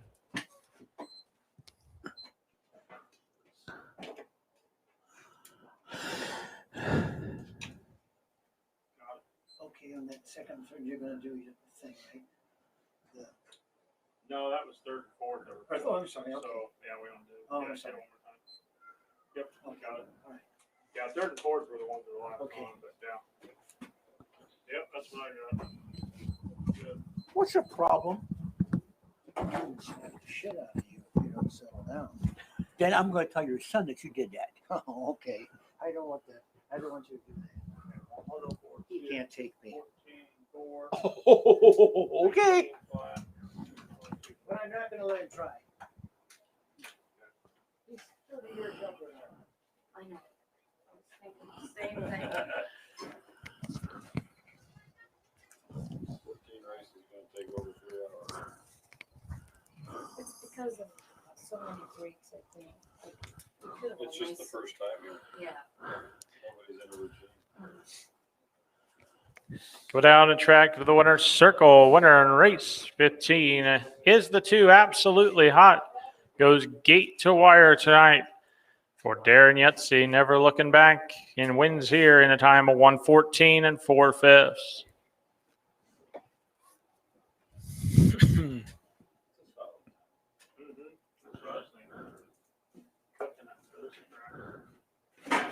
He looks so bad going slow, and then he speeds up and he looks different. Yeah. That's the way I got my 2-year-old fillies that way. She's going slow. She wants to 3-peat. Yeah. She's Yeah, this thing was freaking big and hopping.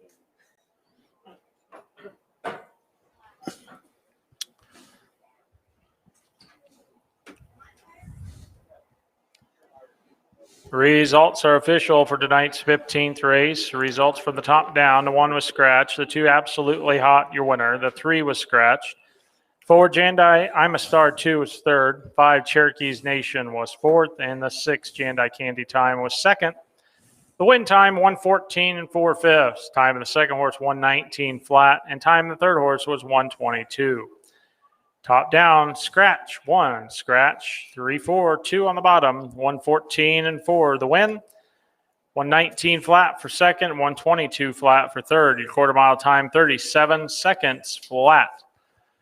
Last race coming your way here now. Field of 3, free for all pacers. The 2 has been scratched. The 2 is out. A field of 3.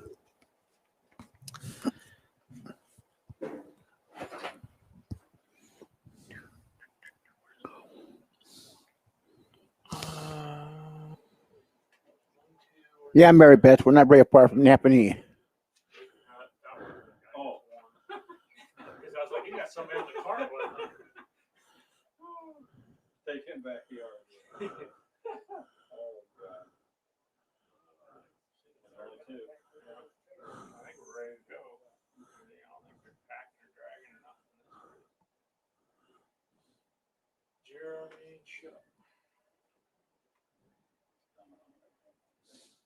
Yeah, he's walking on. No, yeah, over there. Well, you're all out, drivers. Line them up and pray them for race 16. You're all on the track. Final race of the night. Bring them on.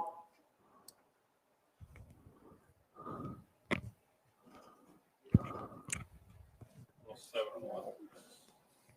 I guess. Yeah, good. I'd say. I don't know. Let me think. What did they go? 8? No, they went 8. Was that Belly's Bandit name? The scratch? That was the other one. Western Heat was this one. Luke. Yeah. Yeah, that's probably right. That other was like 8 and 2, so. 6. I'm just pulling it out. I'm going to say 7. If they all take the turn that day, I'd say 7, 7-1, 7-2, about second faster. For people with victory, Ironman hadn't had a good front row though this year. That sucker's looking good. He's coming from behind. So. If you give that Hilltop victory a good trip, you probably wouldn't race. Yeah. She did. Remember at Converse, she had the rail and got third. Yeah.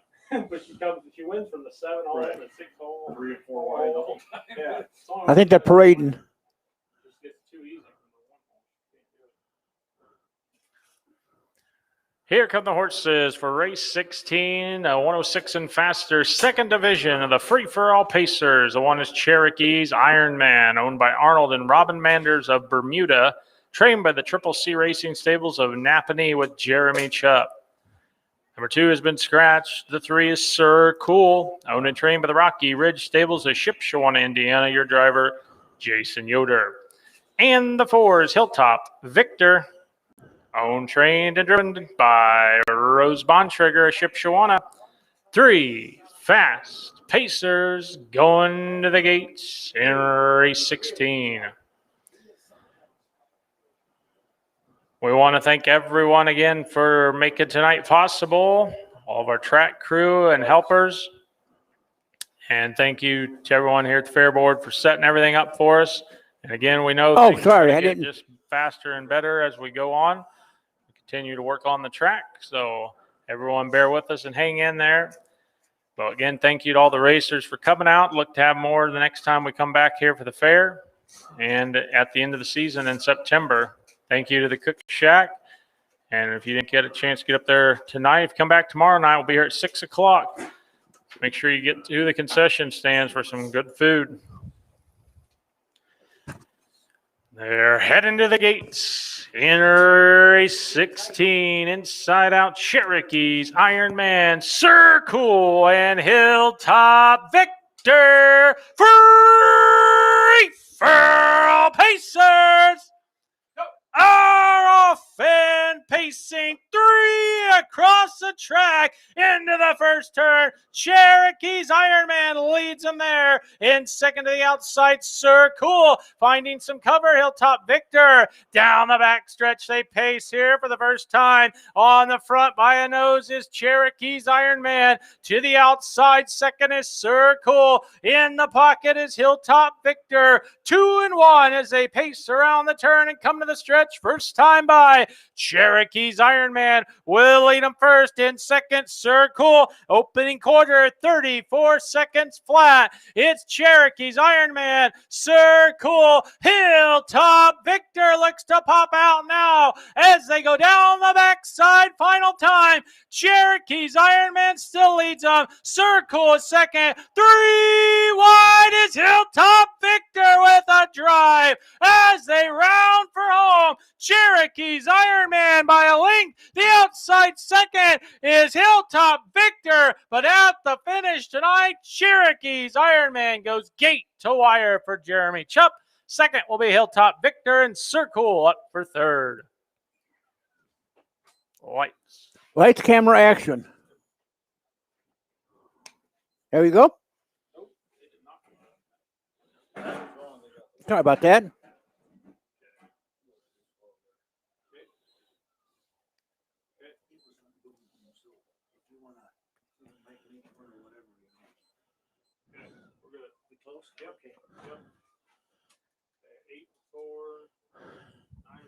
So when are you supposed to do this?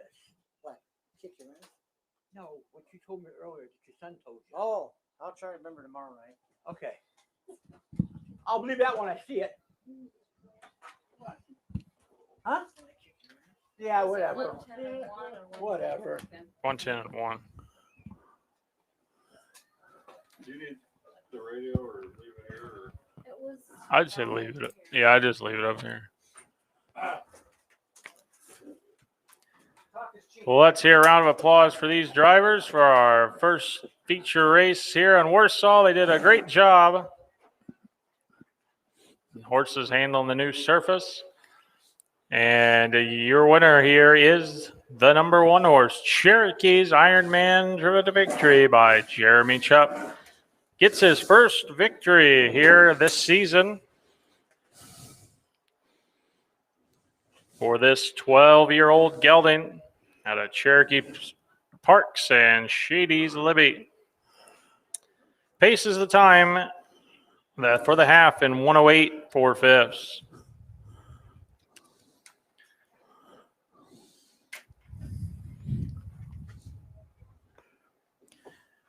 Placings here for the 16th. Cherokee's Ironman, the winner. 2 was scratch. 3, Sir Cool was third, and Hilltop Victor was second. The win time, 1:08 4.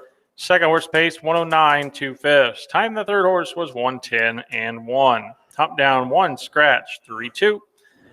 Again, 1:08 4 for your win, 1:09 2 for second, and 1:10 1 for third. A quarter time, 34 seconds flat.